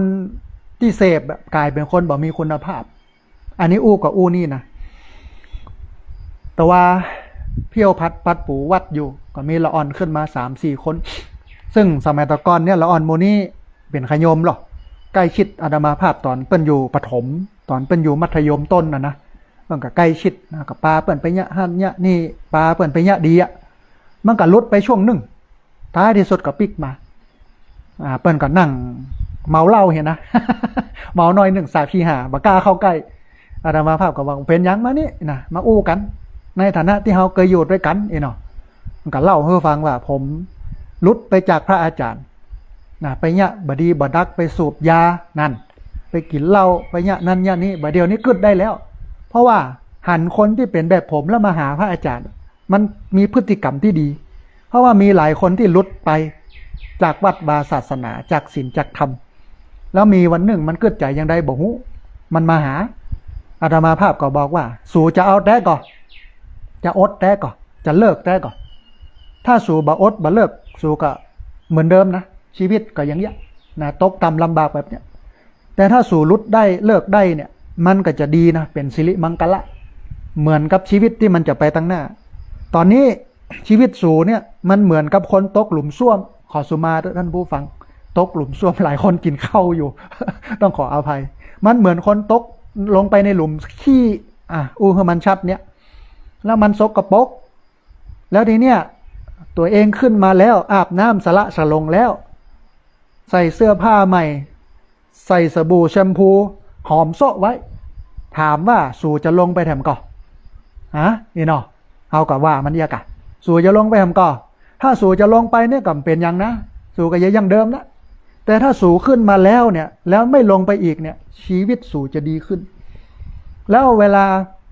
อาตมาภาพหรือพระอาจารย์ฝึกหมู่สู่เนี่ยเอาแต่นำเชื่อว่ามาเล่นนะทนบ่ได้ก็เป็นแค่ทานผ่านได้ก็เป็นเพชรนั่นทนบ่ได้ก็เป็นแค่ทานผ่านได้ก็เป็นเพชรมันน้ำตายอหน้าเนาะตาแดงเลยนะน้ำตาไหลเนาะเอาอย่างใดเนาะบ่เดี๋ยวนี้บ่ต้องอู้เตื้อว่าจะเอาอย่างใดบ่เอาอย่างใดเมาอยู่เดี๋ยวสว่างเมาก็มาหรอกเสร็จแล้วก็มันไปยกโต๊ะหามเต้นเก็บนั้นเก็บนี่อย่างนี้นะแล้วก็แจกปัจจัยให้คน100คน200 300เอาไปใจเหี้ยก็พอว่าถ้ามันกึดใจได้นะมันจะเลิกแต้เนี่ยมันจะเป็นคนดีมีศีลธรรมเนี่ยเดี๋ยวมันตึงมาแต่ถ้ามันมาเลยเนี่ยก็แสดงว่ามันเอาดีบ่ได้ก็ปล่อยไปกับเรื่องของมันเฮาก็บ่ได้ตุกใจอย่างกับมันถ้ามันมาก็ดีเป็นอานิสงส์ของมันเพราะว่าเฮาบ่ได้เดือดร้อนกับการมาไม่มาของเขากับการฝึกบ่ฝึกของเขาแต่เขาปุ้นถ้าเขามานี่เขามีโอกาสรอดมีโอกาสจะเจริญรุ่งเรืองรุ่นเดียวกันกับเขาเนี่ยเป็นทหารตำรวจเป็นหัวหน้าช่างเป็นโน่นเป็นนี่เป็นนั่นเป็นวิศวกรไปหมดแล้วท่านผู้ฟังในยุคปี2551ที่อาตมาภาพมาอยู่แม่เมาะใหม่ๆเนี่ยลำปางใหม่ๆเนี่ยปดโทษปลาละอ่อนเข้าวัดดูทำนั่นทำนี่ส่งเรียนหนังสือฝึกหัดคัดเก่าละเด็กละอ่อนอยู่ดีมีสุขหลายคนที่เปิ้นฟังเนี่ยเปิ้นก็ก้าวหน้าไปลึดไอ้คนที่บ่ฟังนะไปกินเหล้ามายาก็หายไปแต่ดีว่าวันนี้หลายคนก็เริ่มปิกมาแต่ปิกมาในสภาพที่บ่ค่อยพร้อมละสมองอ่อนมันดีแล้วนี่ถูกอันยุกถูกยาดูดดึงไปแล้วนะฮะแต่มันก็ยังดีว่าถ้ามันเอาแต่เนี่ยมันก็จะหลุดพ้นเพราะว่าเฮาเคยฝึกคนอย่างนี้มานักนะฮะเนี่ยมันก็จะต้องมีหลักเกณฑ์ท่านผู้ฟังต้องมีหลักเกณฑ์ในการทำอะไรอย่างต่างๆโดยเฉพาะเรื่องของคุณธรรมจริยธรรมและกฎหมายบ้านเมืองแหมหลักหนึ่งก็คือหลักการจะต้องมีหลักการท่านผู้ฟังเฮาเนี่ยจะต้องดำเนินชีวิตอย่างมีอุดมการณ์ดำเนินชีวิตอย่างมีทิศทางแล้วก็ขั้นตอนที่มันถูกต้องบ่โอนอ่อนไปตามกระแสที่มันผิดแล้วก็สามารถอธิบายเหตุผลของการทำตามหลักการที่ถูกต้องได้มันต้องมีหลักของชีวิต ต้องมีเป้าหมายของชีวิต นะฮะคนถึงวันนี้มันเคว้งคว้างเพราะว่ามันมีเป้าหมายชีวิตอาตมาภาพเนี่ยมีเป้าหมายชีวิตคือต้องการทำให้ที่พักสงฆ์สถาบันธรรมาภิวัตรเป็นที่ฝึกอบรมคนเป็นที่ให้คนมาใจนะทุ่มเทสละเวลานะปลูกไผ่ทำไปปรับพื้นที่ซื้อนั่นแปลงนี่ทำไปทั้งที่ญาติโยมบอกค่อยสนับสนุนเรื่องของการสร้างคนนะฮะบ่นเวลาเปิ่นจวนไปสร้างพระพุทธรูปก็ตายบะเดียวนี้พระพุทธรูปนักกว่าพระสงฆ์แล้วเนี่ยมันจะไปสร้างพระพุทธรูปเนี่ยอย่างนักก็สร้างพระที่มันกินได้อู้ได้ละเตดได้สอนได้ใจได้นี่กะเนาะเขาอย่าไปสร้างพระพุทธรูปปูนเนี่ยอย่างมันนักมันเหลือจารีเต็มบ้านเต็มเมืองเนี่ยอาตมาภาพไปหันบกองบ่มีตู้เจ้าที่เปิ่นแปลงแล้วศรัทธาก็ไม่ใช่รักษาก็ไม้ตกใส่คอหักเนี้ยหลายอันองค์กับปุดแหว่งไปเนี้ยถ้าไปสร้างคนที่เป็นคนแต่เนี่ยมันจะมีประโยชน์บอกใดฮะท่านผู้ฟังเนาะเสียดายสตังค์นะกับเรื่องของงานการเอาไปสร้างหมู่นั่นคือสร้างเท่าที่จำเป็นไอ้อย่างที่มันบ่จำเป็นก็บ่ต้องไปสร้างที่จริงหลายคนกับจวนพระอาจารย์ไปทำบุญนั่นทำบุญนี่อาตมาภาพบอกว่าถ้าเป็นบุญเรื่องคนเนี่ยอาตมาเนี่ยสร้างคนเนี่ยเพราะเราชอบสร้างคนอย่างวันที่20ที่ผ่านมาเนี่ยก็สร้างคนก็คือนักเรียนโรงเรียนผู้สูงอายุฮือหันว่าการทำบุญที่แท้จริงทำอย่างไรนะเฮาหันละเดี๋ยวเปิ้นตึงว่ากันละเดี๋ยวเปิ้นตึงหูแล้วก็สร้างคนก็คือญาติโยมที่มากินมาตานให้เป็นคนที่มีระเบียบเป็นคนที่รับผิดชอบต่ออันการทำของตัวเองกินแล้วจะไปขว้างเหี้ยเป็นอย่างมีความอดทนนะเปิ้นยังอดได้หลายคนก็บอกว่าพระอาจารย์อยู่ได้อย่างใดที่บ่มีไฟฟ้าเนี่ยก็อยู่ได้14ปีก็ยังอยู่ได้สู่มาวันเดียวบ่ได้ยังอยู่บ่ได้จะอยู่บ่ได้ยังได้เฮาอยู่ถึง14ปีก็ยังอยู่ได้อีเนาะนี่คือการฝึกคนนะฮะมันจะต้องมีหลักการแหมหลักหนึ่งท่านผู้ฟังคือหลักกูหลักกูนี่เป็นอย่างไรก็คือจะต้องเชื่อมั่นในตัวเก่าคือการที่จะต้องเปิ้งตัวเองรู้จักตัวเองนะอ่านตัวออกบอกตัวได้ใช้ตัวเป็นเห็นตัวถูกเป็นคนที่คิดได้คิดเป็นพึ่งตนเองได้และเป็นที่พึ่งของคนอื่นอันนี้คือหลักกูต้องมีหลักการแบบนี้นะฮะต้องมีหลักกูแบบนี้ถึงวันเนี่ยคนมันจวนฮื้อเขวเวลาเขาจะเนี่ยอย่างสักอย่างเนี่ยมันจะเนี่ยได้ว่ะมันจะเนี่ยพดเนี่ยพิวกอเนาะถ้าเอาไปฟังเขาเนี่ยเขาก็เนี่ยบรรลุแต่เขาไปเชื่อไผอาจารย์เฉลิมชัยโคสิทธิพิพัฒน์ที่เปิ้นเป็นอันคนสร้างวัดร่องคุณเชียงไฮ้เปิ้นบอกว่าจะไปฟังไผเฮานี่กะฟังตัวเก่านี่เสียงที่มันอยู่ทางในนี่นะเชื่อมั่นในตัวเองอันนี้คือหลักกูแต่ว่าไอการเชื่อมั่นในตัวเองเนี่ยมันก็จะต้องดูรอบด้านนะฟังกรรมคนอื่นตัวนะครูบาอาจารย์อย่างต่างๆที่เขานับถือเปิ้นบอกเขาก็ฟังกันไปนะฮะอันสุดท้ายท่านผู้ฟังคือหลักเกินคือทำความดีเหนือมาตรฐานขั้นต่ำต้องมีหลักเกินทำความดีเหนือมาตรฐานขั้นต่ำต้องมีน้ำใจต้องเสียสละต้องเมตตาต้องทำความดีเกินหน้าที่หรือมากกว่าสิ่งที่ถูกบังคับให้ทำเช่นเสียสละเวลาส่วนตัวเพื่อสังคมช่วยเหลือผู้อื่นด้วยความจริงใจแล้วก็ให้อภัยโดยบ่มีเงื่อนไขนี่คือหลักของคนดีต้องมี7อย่าง7หลักคือหลักฐานหลักธรรมหลักกรรมหลักเกณฑ์หลักการหลักกูและหลักเกินถ้าญาติโยมเนี่ยได้7หลักหรือหลักใดหลักหนึ่งชีวิตญาติโยมก็จะเจริญรุ่งเรืองในศีลในธรรมนะฮะท่านผู้ฟังขณะนี้ท่านผู้ฟังกำลังติดตามรับฟังรายการธรรมาภิวัตรอันเป็นรายการวิทยุเพื่อการเผยแผ่พระพุทธศาสนาส่งเสริมการศึกษาและพัฒนาสังคมรายการนี้รับผิดชอบโดยอาตมาภาพพระสาธิตธีระปัญโยประธานมูลนิธิธีระปัญโยตั้งอยู่ณที่พักสงฆ์สถาบันธรรมาภิวัตรบ้านศพเตินตำบลศพปาดอำเภอแม่เมาะจังหวัดลำปางนะฮะรายการนี้ออกอากาศทุกวันอังคารในเวลา 5:00 ไปจนถึง 7:00 เมื่อเจ้าและในวันพรุ่งนี้นะฮะเขาจะปะกันในเวลา 3:00 ตีสามถึง6 โมงไม่เจ้านะฮะตีสามตีสี่ตีห้าขอไปตีห้าตีสามถึงตีห้าวันพุธทุกตีสามถึงตีห้าวันอังคารตีห้าถึง7 โมงไม่เจ้าวันเสาร์วันอาทิตย์8 โมงถึง9 โมงญาติโยมก็เรียนเชิญติดตามรับฟังออกอากาศผ่านทางสถานีวิทยุในเครือข่ายสถานีวิทยุคลื่นสีขาวเพื่อชาวประชาที่ครอบคลุม8 จังหวัดภาคเหนือเชียงใหม่ลำพูนลำปางแพร่น่านพะเยาเชียงรายแม่ฮ่องสอนนะฮะต้องขอบคุณแห่งกำหนึ่งคือโยมพันนิตาพรหมมินทร์ที่เปิ้นเอาดอกเอาดวงมาประดับตกแต่งนะฮะโอ้ถ้าเป็นปัจจัยก็หลายตังค์เนาะนะเปิ้นเสียสละเนาะมาก่อนมาเนี่ยมาทำมากินมาตามโดยต้องอนุโมทนาบุญนะครับทุกคนทุกท่านทีนี้ก่อนจะเปิดสายให้ท่านผู้ฟังที่ฟังอยู่ทางบ้านจะได้โทรเข้ามาร่วมเอ่ยกันจะได้โทรเข้ามาร่วมแสดงความคิดความเห็นกันเดี๋ยวต้องไปดูใน Facebook ก่อนนะว่าอันไผ่พ่องที่เข้ามาพอมากอยเนาะมีคุณแม่สลินทิพย์บุญเลิศมีแม่สุแก้วคำอ้วนนะมีแม่พิษสมัยศรีเทพธรรมรงค์มีคุณแม่บุญเรืองชัยเงินมีคุณแม่สายสมรแก้ววรรณาแม่เดือนเพ็ญทีมว่างแม่วิไลพรมณีวันคุณโยมชุติการรอดพยัญนะมีหนานมหาบันกิวแม่ทะนะต้องอนุโมทนาบุญกับพี่หนานเนอะที่เข้ามาติดตามรับชมรับฟังกันมีคุณโยมคำสุขโยธินนะฮะมีคุณโยมสุภกิจโปธาเศษน้องบ่าว ของอาตมาภาพที่อยู่เชียงใหม่เพื่อนกำลังติดตามรับชมรับฟังอยู่ต้องอนุโมทนาบุญแต่วันนี้วันที่20นี้ก็เพื่อนก็มาช่วยการช่วยงานนะฮะมีคุณโยมชนาภาสีทามีคุณโยมแม่ครูลาวันกุยคำมีชื่อภาษาอังกฤษอยู่2 คนเนาะคุณโยมมาลีกับคุณโยมสุภาพรนะฮะมีคุณโยมมัน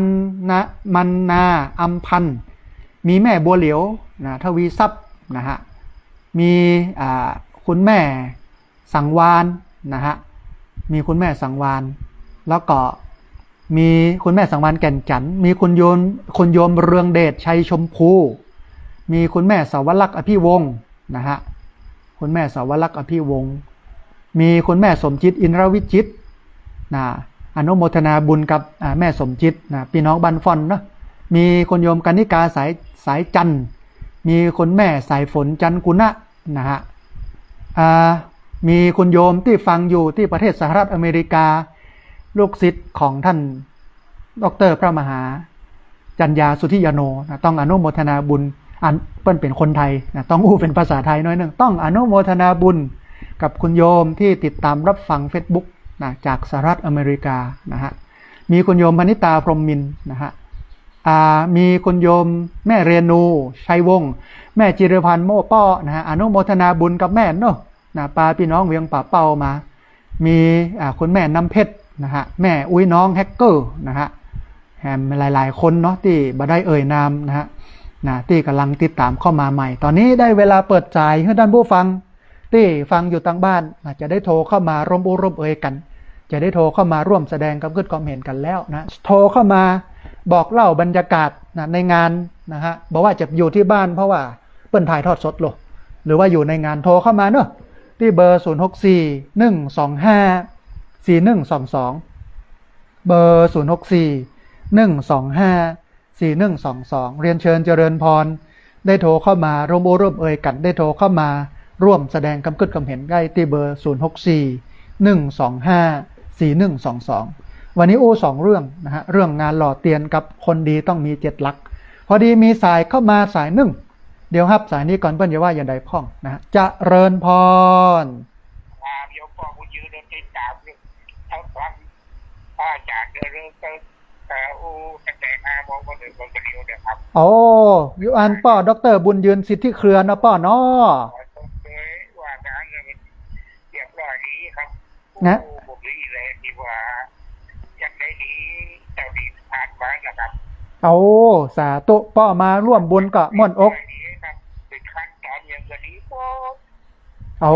สาธุดึงขึ้นการการจาดี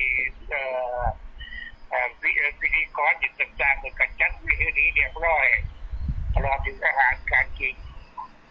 คนที่เปิดทำพิธีกัน ฟังเงียบ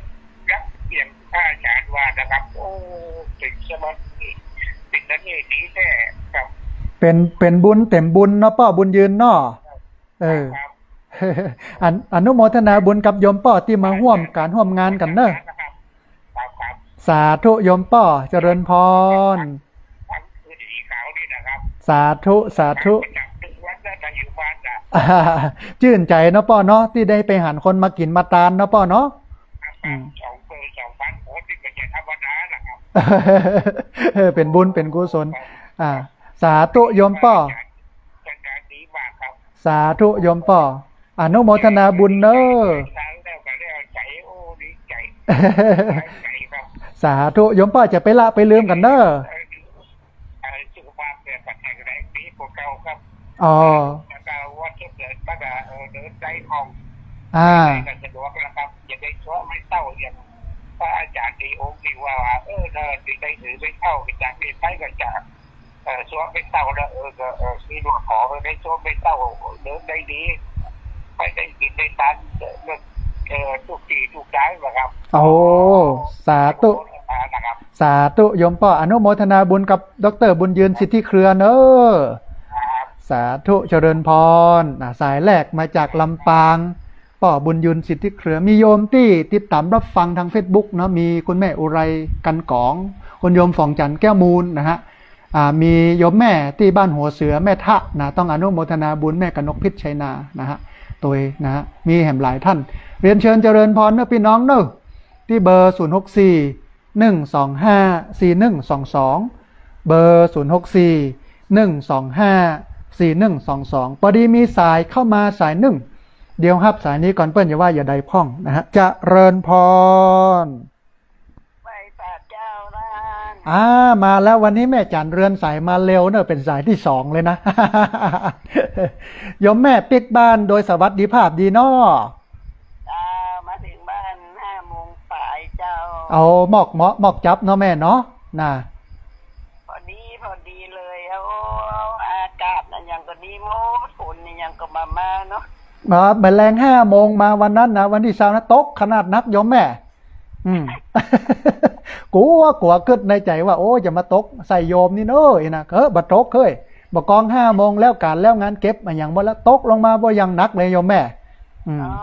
มันตกตอนเย็นวันนั้นพอดีนะแม่นแล้วก็ตกนักตัวเมินอย่างตัวนะวันนั้นนะแม่มันตกแล้ววันนั้น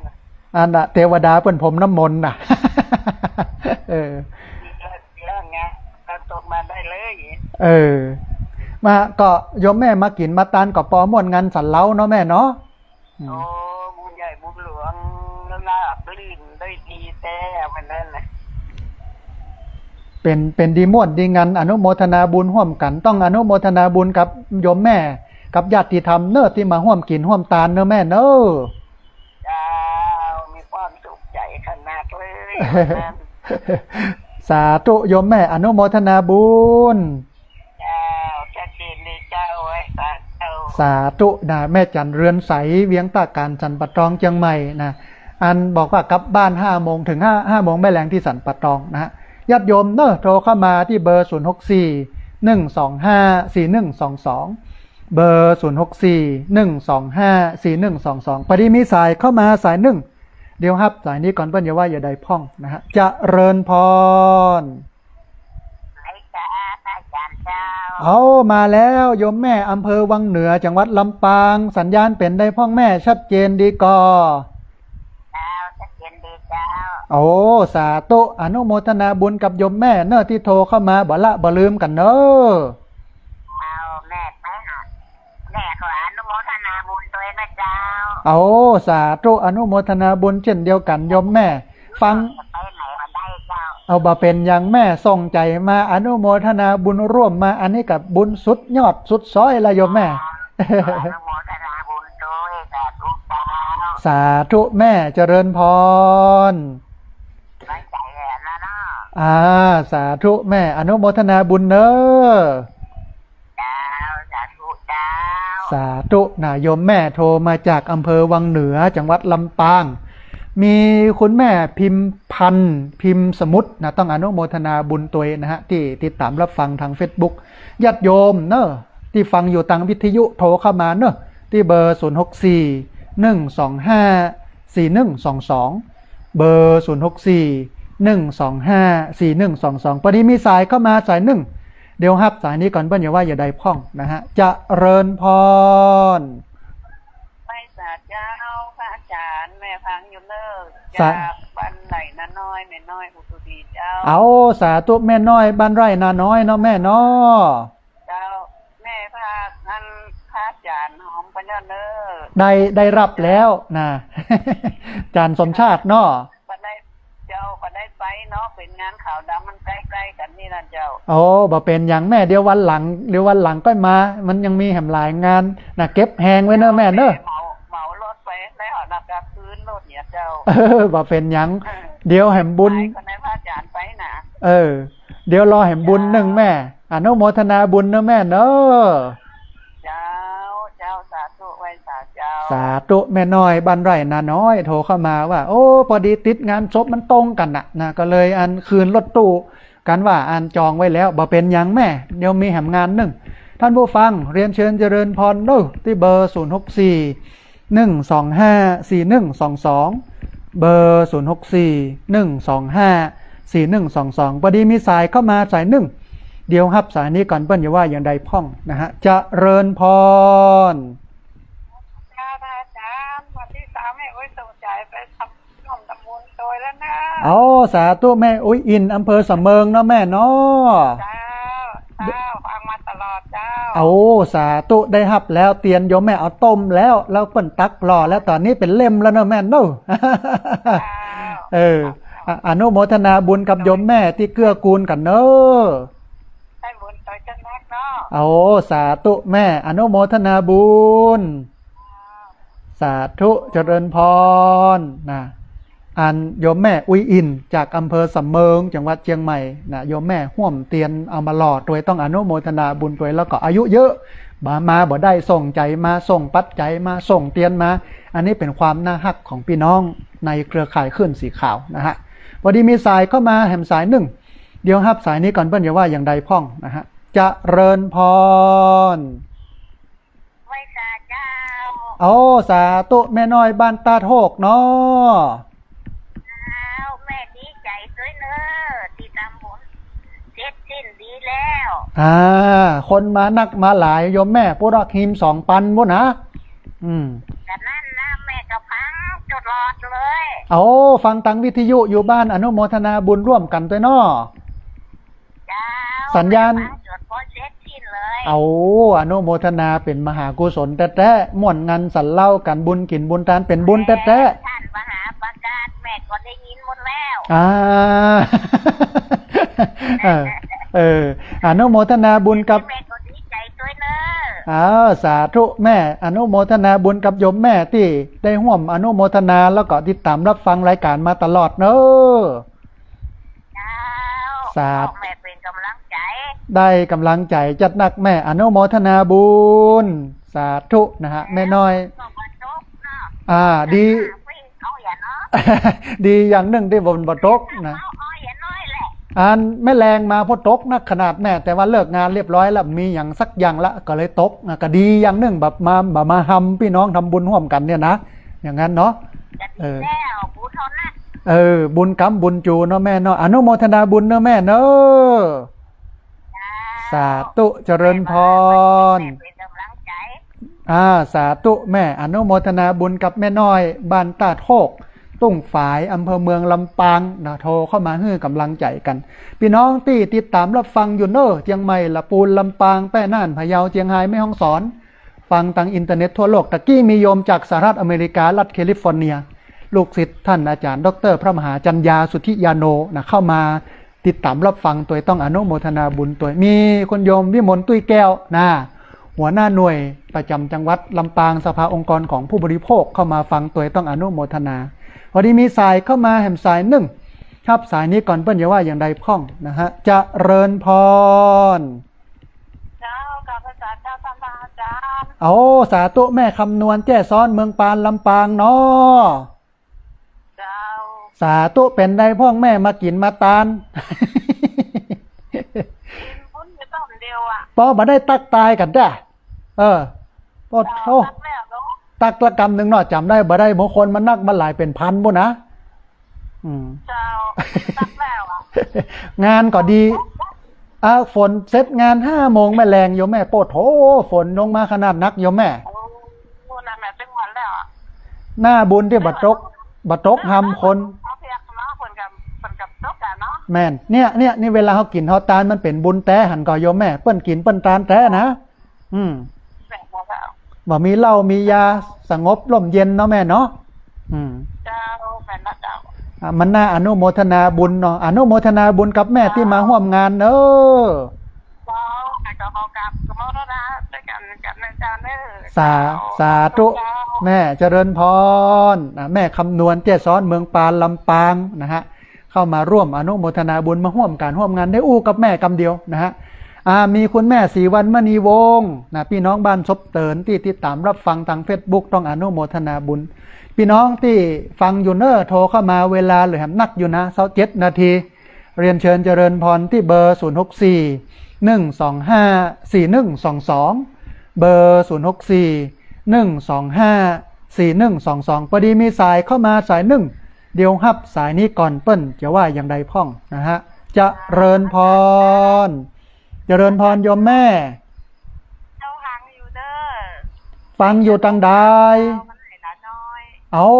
สาธุสัญญาณเป็นได้พ่องแม่ชัดเจนดีก่อสัญญาณดีเจ้าค่ะเจ้าเจ้าทรงใจไปเด้อสิรอเสียนนะเจ้าอนุโมทนาบุญส่งกำลังใจกันมาได้ฮับกำลังใจกันล้นหลามอนุโมทนาบุญกับโยมแม่เน้อที่เกื้อกูลกันเน้อสาธุเจริญพรนะสาธุโยมแม่นะติดตามรับฟังนะฮะโทรเข้ามาให้กำลังใจแล้วก็วันหล่อเตียนบ่ได้มามีธุระปะปังบ่ค่อยสะดวกบ่ค่อยสบายก็ส่งกำลังใจกันมานี่อนุโมทนามันเป็นความงามของพี่น้องขึ้นสีขาวนะฮะครูบาอาจารย์พระนักจัดรายการก็ม่วนอกม่วนใจตัวพอดีมีสายเข้ามาแหมสายเดี๋ยวฮับสายนี้ก่อนเปิ้นอย่าว่าอย่างใดพ่องนะฮะจะเริญพรไว้จากเจ้าดังนางเจ้าแม่บัวลอยบ้านจุกข้อตำบลจักก็อำเภอแม่สวยเจ้าแม่สวยเจียงไฮ้แม่สัญญาณเป็นได้พ่องวันนี้แม่ก็ได้ทำบุญฝากอาจารย์สมศักดิ์ไปหล่อเทียนแล้วก็เลี้ยงก๋วยเตี๋ยวตัวน้อย1 เจ้าสาธุได้ฮับหมดแล้วโยมแม่อนุโมทนาบุญกับโยมแม่ที่มาทำบุญร่วมกันเนอะแม่ไปบัดได้เป็นกระดูกตับเส้นคือลูกอาบน้องแม่ฝากอาจารย์ไปทุกที่ทุกแห่งเจ้าเจ๋น้อยเจ้าดีแล้วแม่ทำบุญตามหน้าบุญแล้วก็ถึงแม่จะเจ็บจะป่วยดีสาธุโยมแม่ทำตามนาบุญเนาะแม่เนาะอันนี้เป็นบุญใหญ่บุญหลวงเนาะแม่เนาะไปทำไปเนาะไปแบบนี้มาเป็นอย่างแม่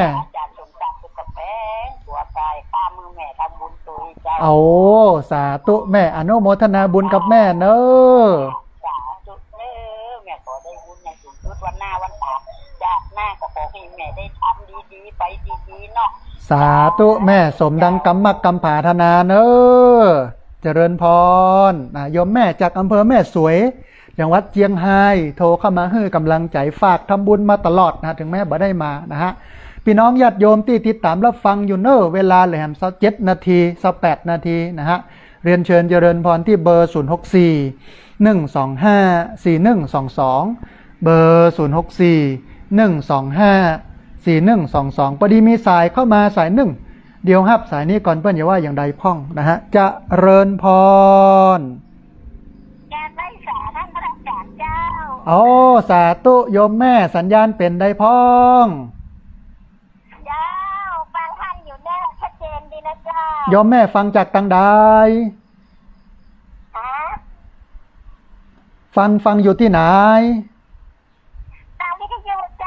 ฟังอยู่บ้านใดโยมแม่ฟังอยู่บ้านใดได้ยินที่มันดังสักเท่าสักขาดหนู อ๋อบอกค่อยชัดเจนเนาะแม่เนาะอนุโมทนาบุญกับแม่เนอะเจ้ามันไม่ได้ยินทีดังเขาโทษสะอาดมันให้ชัดเจนอ๋อแต่วิทยุชัดเป็นบุญทักกรรมนะพ่อปัญหาสุขภาพว่าเขาจะไหนอ๋อแต่วิทยุฟังชัดเจนอยู่เนาะแม่เนาะเจ้าชัดเจนดีแล้วเจ้าโอ้สาธุโยมแม่ฟังอยู่ที่ไหนก็อยู่ตังใดก็เจ้าอ๋ออนุโมทนาบุญกับโยมแม่เนอะเจ้า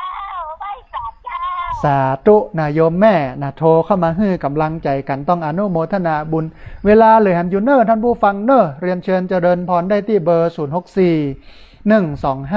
4122เบอร์064 125 4122พอดีมีสายเข้ามาสายหนึ่งเดี๋ยวรับสายนี้ก่อนเปิ้ลอย่าว่าอย่างใดพ่องนะฮะจะเริญพ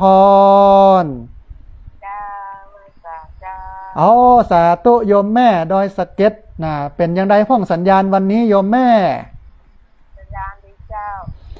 ได้รับกาแฟแล้วเนอะแม่เนอะเอามาชงแล้วปดโถนะได้ฉันเรียบร้อยแล้วอาจารย์สมชาติเอามาฮื้อแล้ว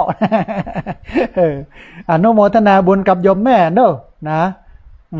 รำก่อนเจ้าใจได้โยมแม่ใจได้มันต้องตื่นเจ้าอ่ะตี 3 ตี 2เนี่ยต้องตื่นมาถ้ามีกาแฟนี่แย่เลยนะโยมแม่ได้มาช่วยกันนะให้สมองมันแล่นเนาะได้มาเทศมาบรรยาย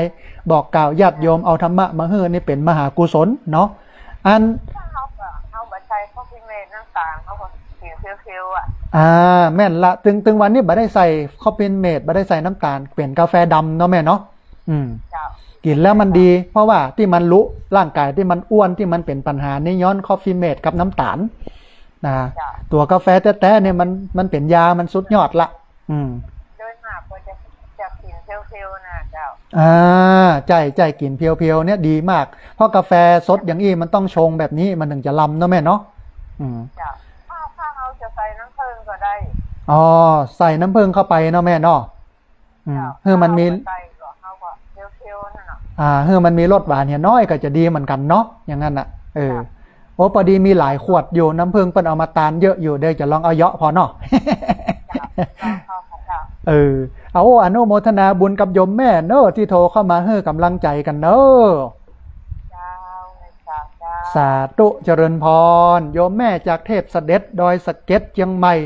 โทรเข้ามาให้กำลังใจกันแม่คำนวณมาฟังทาง Facebook แล้วต้องอนุโมทนาบุญโดยมีคนโยมชื่อภาษาอังกฤษนะคนโยม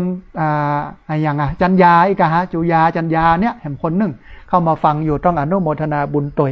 พอดีมีสายเข้ามาสายหนึ่งเดี๋ยวครับสายนี้ก่อนเปิ้ลอย่าว่าอย่างใดพ่องนะฮะจะเริญพรเจริญพรสาธุโยมแม่ลีวิทยุน้อยหนึ่งเนอพอดีเสียงมันอันสะท้อนนะดังอ่องนะคือลีวิทยุแล้วก็ฟังทางโทรศัพท์เนอะแม่เนอะสัญญาณมันจะชัดโยมแม่ฟังจากที่ไหนจากสันกำแพงเจ้าโอ้พี่น้องสันกำแพงเชียงใหม่สัญญาณเป็นได้พ่องชัดเจนดีกอชัดเจนเนาะแม่เนาะโอ้สาธุให้กำลังใจกันเนาะแม่เนาะอนุโมทนาบุญกับแม่ที่โทรเข้ามาให้กำลังใจกันเนอะสาธุเจริญพรนะ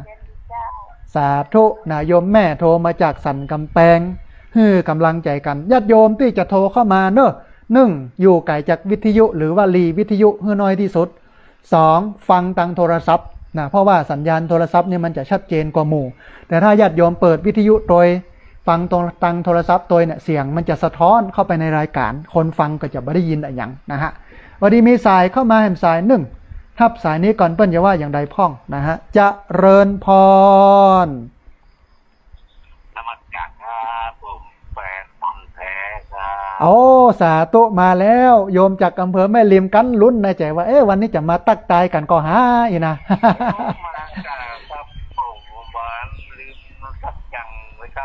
มาถึงวันครับเอาสาธุชื่นใจอนุโมทนาบุญคุณโยมนะที่ติดตามรับฟังตลอดและโทรเข้ามาให้กำลังใจกันเนอะดีครับเนาะขอบคุณครับ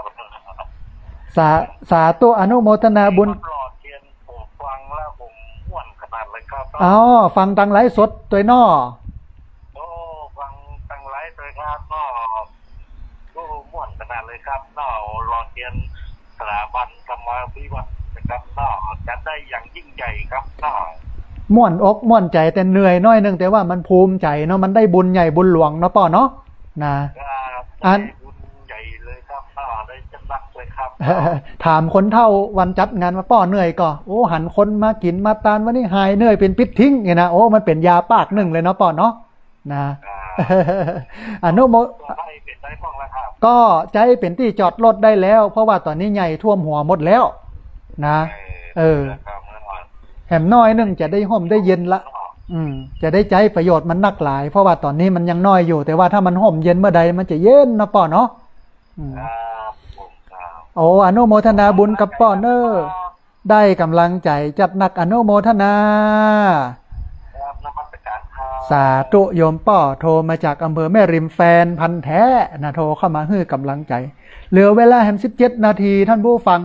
เรียนเชิญเจริญพรได้ที่เบอร์064-125-4122เบอร์064-125-4122พอดีมีสายเข้ามาสายหนึ่ง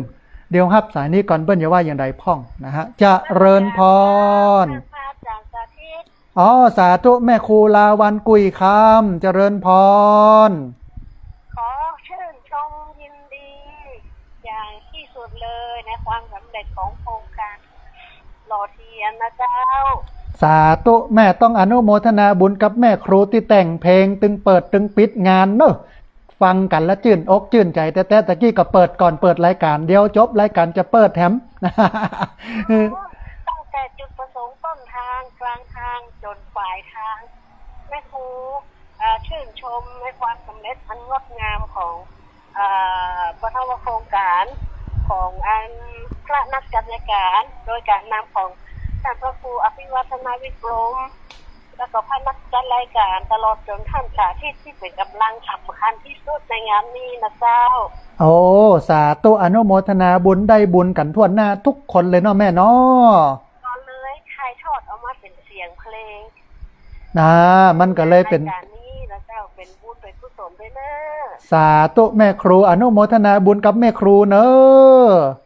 สาธุเจ้าสาธุเจริญพรนะแม่ครูลาวันกุยคำก็เป็นคนหนึ่งที่สำคัญ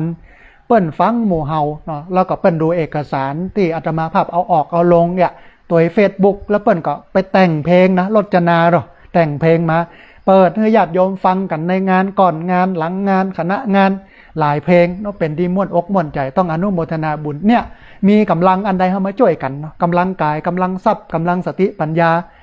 กำลังยังเราก็ช่วยกันกำลังใจกันวันนี้มีสายเข้ามาสายหนึ่งเดี๋ยวฮับสายนี้ก่อนเปิ้ลอย่าว่าอย่างใดพ่องนะฮะจะเริญพรเจ้าข้าไว้สาเจ้าแม่น้อยเจ้าสาธุมาแล้วแม่น้อยวันนี้มีอะไรอย่างจะมานำเสนอพ่องเจ้าไว้อะไรนะเจ้าเดี๋ยวมันไม่เป็ดตอน4 นาทีแต่ยายเอาแค่บักชุด2 นาทีนะเจ้าเจิญเลยโยมแม่เจิญเลยคนเฮามนุษย์ในโลกสักคนเกิดมาเป็นคนบอกคนตายจาก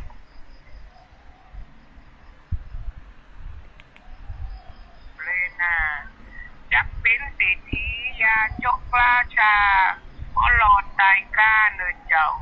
โลยจนบ่ไว้มั่งมุนตุ่มเจ้าบ่หลอดเจ้าเลยนะเจ้าฟ้าพัสละวิทยาภาพาชุนลาไปเลี้ยวเดินเจ้าเสด็จสวรรค์คาไลจึงเจ้าสวรรค์เจ้าวิมานไปเป็นนางฟ้าเข้าเมืองนิพพานสวรรค์นิมานเกิดรับเดินเจ้าชุดจะอะไรในใจโศกเศร้าอะไรหาเจ้าเลยนะคนใดจึงโลกโศกเศร้าโศกาแถมมือได้กาจักลืมได้เจ้าสมเด็จอุยารอท่าอยู่เฝ้ายืนไปเฝ้ารอยืนขึ้นไปเจ้ารอหาขึ้นสู่สวรรค์วิมานจันฟ้าบ่ต้องคงหาชาวประชาชนจะทำบุญหาเวบุญกุศลบุญบันดาลดลสุขบุญจันฟ้าไป ประตูสวรรค์จงเปิดรอดหาพระเจ้าองค์พาจักขึ้นไปเฝ้า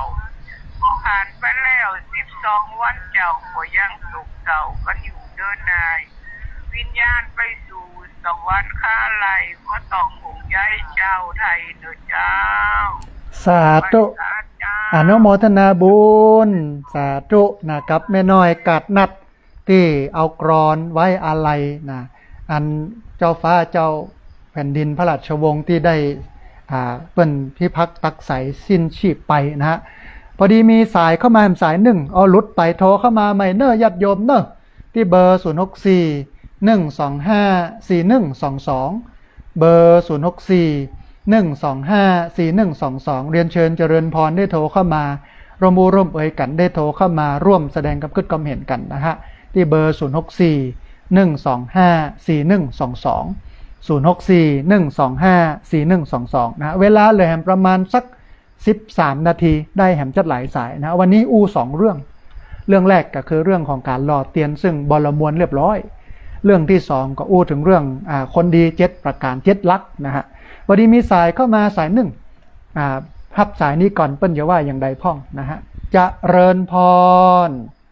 กับนมัสการและแม่ฟังเด้อสาธุแม่สุแก้วคำอ้วนสารปีเชียงใหม่เนาะ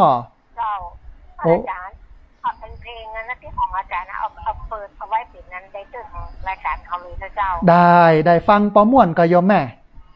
ม่วนเจ้าเข้าใจดีสาธุอนุโมทนาบุญกับแม่สุแก้วคำอ้วนเนอะเจ้าประเด็นแม่กำลังเอาเก็บดอกยางก็ไม้บ้านแม่แล้วนะเพาะไว้ก่อนนะแม่ได้จะเอามาปลูกเนอะจะต้องการนักอยู่โยมแม่ต้องการนักอยู่อนุโมทนาบุญกับแม่เนอะสาธุแม่สุแก้วคำอ้วนนะอยู่สารปีเชียงใหม่เปิ้นกำลังเก็บดอกยางมาเพาะไว้เดี๋ยวอาตมาภาพจะเอามาปลูกญาติโยมคงจะเห็นที่พักสงฆ์สดาบันธรรมาภิวัตร38 ไร่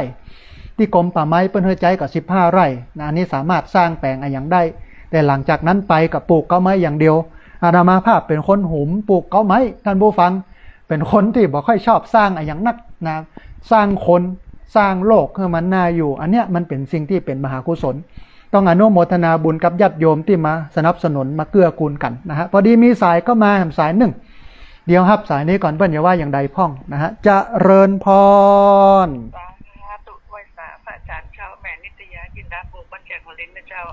สาธุโยมแม่เจริญพรสัญญาณเป็นใดพ่องแม่สบายดีเจ้าฝนตกมาตลอดตันโคตรแวะการไปเหมาะนะแม่ก็บ่เคยไปเนาะขอพาไปการไปเหมาะปอม่วนปองานอยู่เนาะแม่ง้องานนี่นะอีแม่สุขใจนะได้มาทำบุญสิเอียท่านมันบ่มีอะไรอย่างมาศูนย์บ่มีเหล้ามียามีอย่างวุ่นวายเนาะแม่เนาะมันสงบเนาะอย่างแต่ละม่วนสุขใจขนาดแม่ไปจนในชอบเนี่ย3 เดือนนะ3 เดือน4 เดือนถึงเนี่ยก้เตือที่4ยังมีแหมอยู่นะมาเนาะแม่เนาะมาเนาะแม่เป็นกำลังใจให้ท่านเด้อสาธุอนุโมทนาบุญกับแม่นิตยาจินดาปลูกเนอะสาธุนะแม่นิตยาจินดาปลูกเปิ้นอยู่ในเวียงนะแจ้งหัวรินเปิ้นมากินมาตานกันโอ้ยเปิ้นว่าม่วนอกม่วนใจคนเป็นพันเกือบ 2,000 ท่านผู้ฟังแต่ต้องขอบคุณนะพี่น้องที่มากินมาตานแล้วก็ที่บ่ได้มานะส่งกำลังใจมาเสนอแนวคิดมาเนี่ยมันงามเนาะเครือข่ายขึ้นสีขาวของหมู่เฮาเรียนเชิญเจริญพรเนอะท่านผู้ฟังเนอะที่เบอร์064 125 4122เบอร์064 125 4122พอดีมีสายเข้ามาสายหนึ่งเดี๋ยวครับสายนี้ก่อนเปิ้นอย่าว่าอย่าใดพ่องนะฮะจะเริญพรเจริญพรโยมแม่อยู่บ้านเอื้อมเนาะบ้านเอื้อมเจ้าสาธุสัญญาณเป็นในพ่องที่บ้านเอื้อมชัดเจนดีก่อเจ้าแม่มาได้ไปแต่ได้แม่เป็นโรคหัวใจตีบได้ไงกะบ่เป็นอย่างแม่อันแม่ฟังทางวิทยุอยู่เนาะเปิ้นถ่ายทอดสดเนาะทางวิทยุที่บ้านเจ้าดีเนาะฟังแล้วสบายอกสบายใจอุ่นอกอุ่นใจเจ้าสาธุเป็นบุญจัดหนักที่มีความรู้ความจะที่เป็นเนี้ยหลายๆอย่างเนาะ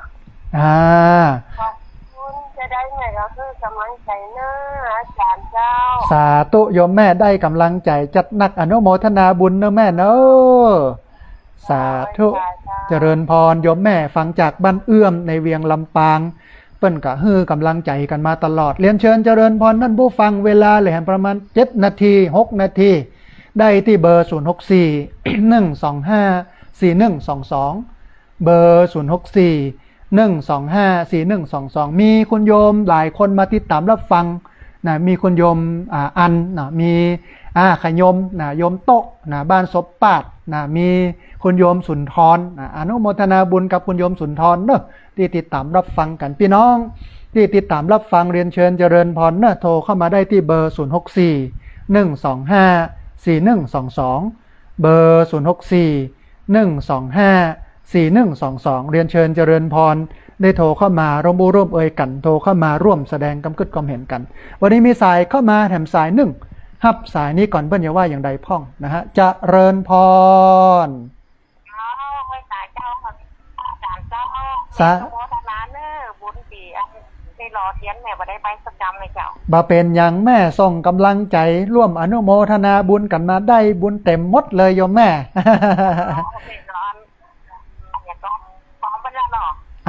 ได้เรียน1หน่อยจะน้ำ200เป็นก็ครูพัชรพันธ์ให้เจ้าเราได้รับแล้วโยมแม่นะอนุโมทนาบุญกับโยมแม่จัดหนักที่เกื้อกูลกันเนอแม่เนอมีอนุโมทนาบุญด้วยเนอคนนักคนหลายเจ้าหาเนาะม่วนใจดีโยมแม่สงบดีขึ้นสีขาวนี่มาเตอะนะแต่ถ้าคนอื่นนี่ถ้าจะยุ่งหน่อยหนึ่งเพราะแม่ก็ติดปอยหลวงนั่นน่ะบ่เป็นอย่างแม่เดี๋ยวมันยังมีวันหลังอยู่เนอะเฮามากินมาตานกันแหมกำเนาะแม่เนาะเจ้าเท่านั้นก็ได้ไปเรียนพระเจ้าดำหัวแล้วเนาะอันนี้เนี่ยไอ้หันอันเนี่ยก็เสียตบเสือเนี่ยเนาะเดี๋ยวมีโอกาสอยู่เดี๋ยวมีโอกาสอยู่แม่เดี๋ยวได้มาวันหลังอยู่เนาะเจ้าแม่อนุโมทนาบุญในเจ้าบ้านจันนะสาธุแม่เจริญพรนะโยมแม่เปิ้นตั้งใจจะมาแต่ปรากฏว่าติดงานขาวดำงานศพเนาะเลยบ่ได้มาสักกำนะฮะท่านผู้ฟังเวลาเลยประมาณสัก2 นาทีเนาะเดี๋ยวจะได้ลารายการแล้วก็จะเปิดเพลงของแม่ครูลาวันกุยคำงานเพลงขอบคุณ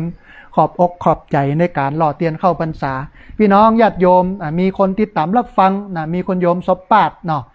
ที่ฟังกันอยู่ต้องอนุโมทนาบุญตัวยแล้วก็ที่โทรเข้ามาร่วมเอ่ยกันนะฮะวันนี้มีสายเข้ามาสายหนึ่งฮับสายนี้ก่อนเปิ้ลอย่าว่าอย่าใดพ่องนะฮะเจริญพร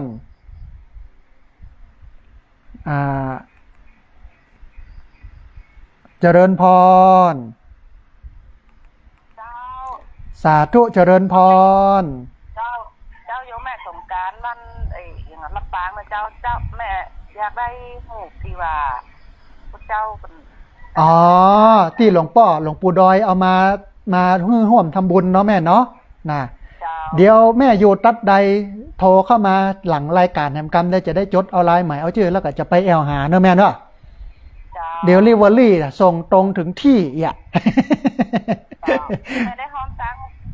น้องสาวโอนตังไปหอมตีรอเตียนเข้าพรรษานั่นเจ้าสาธุอนุโมทนาบุญได้รับแล้วโยมแม่นะเดี๋ยวโยมแม่โทรมาจากเลิกรายการแล้วก็เดี๋ยวจดเอาลายหมายเอาชื่อแล้วก็จะไปหาที่บ้านเอาหูบไปฮื้อนะโยมแม่เนอะนะสาธุเจริญพรนะสาธุนะฮะพอดีหลวงปู่ดอยอาจารย์พระครูปฏิพันธ์นำมาทินเปิ้นเอาหูบพระนักจัดรายการมาแล้วก็มาเปิดเพื่อบูชา20 บาทเอาปัจจัยไปบำรุงวัดเอาไปจ่ายอย่างนั้นก็ยังเหลืออยู่นะท่านใดที่ต้องการเนอะโทรเข้ามาหลังรายการบ่โทรเข้ามาตอนนี้เตื้อนะเพราะว่ามันจะเสียเวลากับการจัดรายการนะฮะพอกอยเวลาแล้วท่านผู้ฟังเวลาของรายการธรรมาภิวัตรวันนี้หมดลงแล้วงดรับสายจากญาติโยมที่โทรกันเข้ามาหลากหลายกันก่อนเนาะต้องขอสุมาภัยนะฮะก็วันนี้ได้มาขอบคุณขอบอกขอบใจนะญาติโยมที่ได้มาร่วมกันกินกันตามในการหล่อเตียนเข้าพรรษาได้ฮื้อธรรมะเล็กๆน้อยๆ7ดีท่านผู้ฟัง7หลักนะคนดีต้องมี7หลักเนี่ยมีหลักอย่างพ้องหลักฐานหลักธรรมหลักกรรมหลักเกณฑ์หลักการหลักกูหลักเกิน7หลักนี้ญาติโยมเอาไปใจกันเนอะ แล้วก็ท้ายที่สุดมีคุณแม่สมจันทร์แก้วมาลานะฮะเข้ามาติดตามรับฟังทาง Facebook โดยต้องอนุโมทนาบุญกับแม่สมจันทร์แก้วมาลาที่นำลูกหลานมาออกเลี้ยงโฮงตาลเพราะว่าลูกหลานโยมแม่สมจันทร์แก้วมาลาเพิ่นเปิดร้านสเต็ก อันอยู่ที่บ้านสวนป่าแม่จางร้านหอมฮักลูกหลานเปิ้นก็ดีใจที่คนมากินมาทานก็เลยเอาสเต็กมาเลี้ยงถวายเพลทุเจ้านะฮะต้องอนุโมทนาบุญตัวเอาละท่านผู้ฟังบุญกินบุญทานท่านผู้ฟังที่ห่วมเกื้อกูลกันมาบอกว่าก็สละกำลังทรัพย์ไม่ว่าจะเป็นสละกำลังกายกำลังใจกำลังสติปัญญาทุกกำลังที่เกื้อกูลกันให้งานนี้สำเร็จที่ได้มาที่บ่ได้มาที่ติดตามรับฟังที่โอนเงินกันมาต้องอนุโมทนาบุญตัววันนี้รายการธรรมาภิวัตรหมดเวลาลงแล้วอาตมาภาพต้องเอารายการนี้จากลาท่านผู้ฟังทั้งหลายไปก่อนสัพพะพุทธานุภาเวนะด้วยเดชเดชะอานุภาพของพระพุทธเจ้าสัพพะธรรมานุภาเวนะด้วยเดชเดชะอานุภาพของพระธรรมเจ้าสัพพะสังฆานุภาเวนะด้วยเดชเดชะอานุภาพของพระสังฆเจ้าศรัทธาสุทธีพระวันตุเตขอความสุขความเจริญในธรรมจงบังเกิดมีแด่บรรดาศรัทธาสาธุชนทุกคนทุกท่านตลอดการเป็นนิจเพลินเจริญพร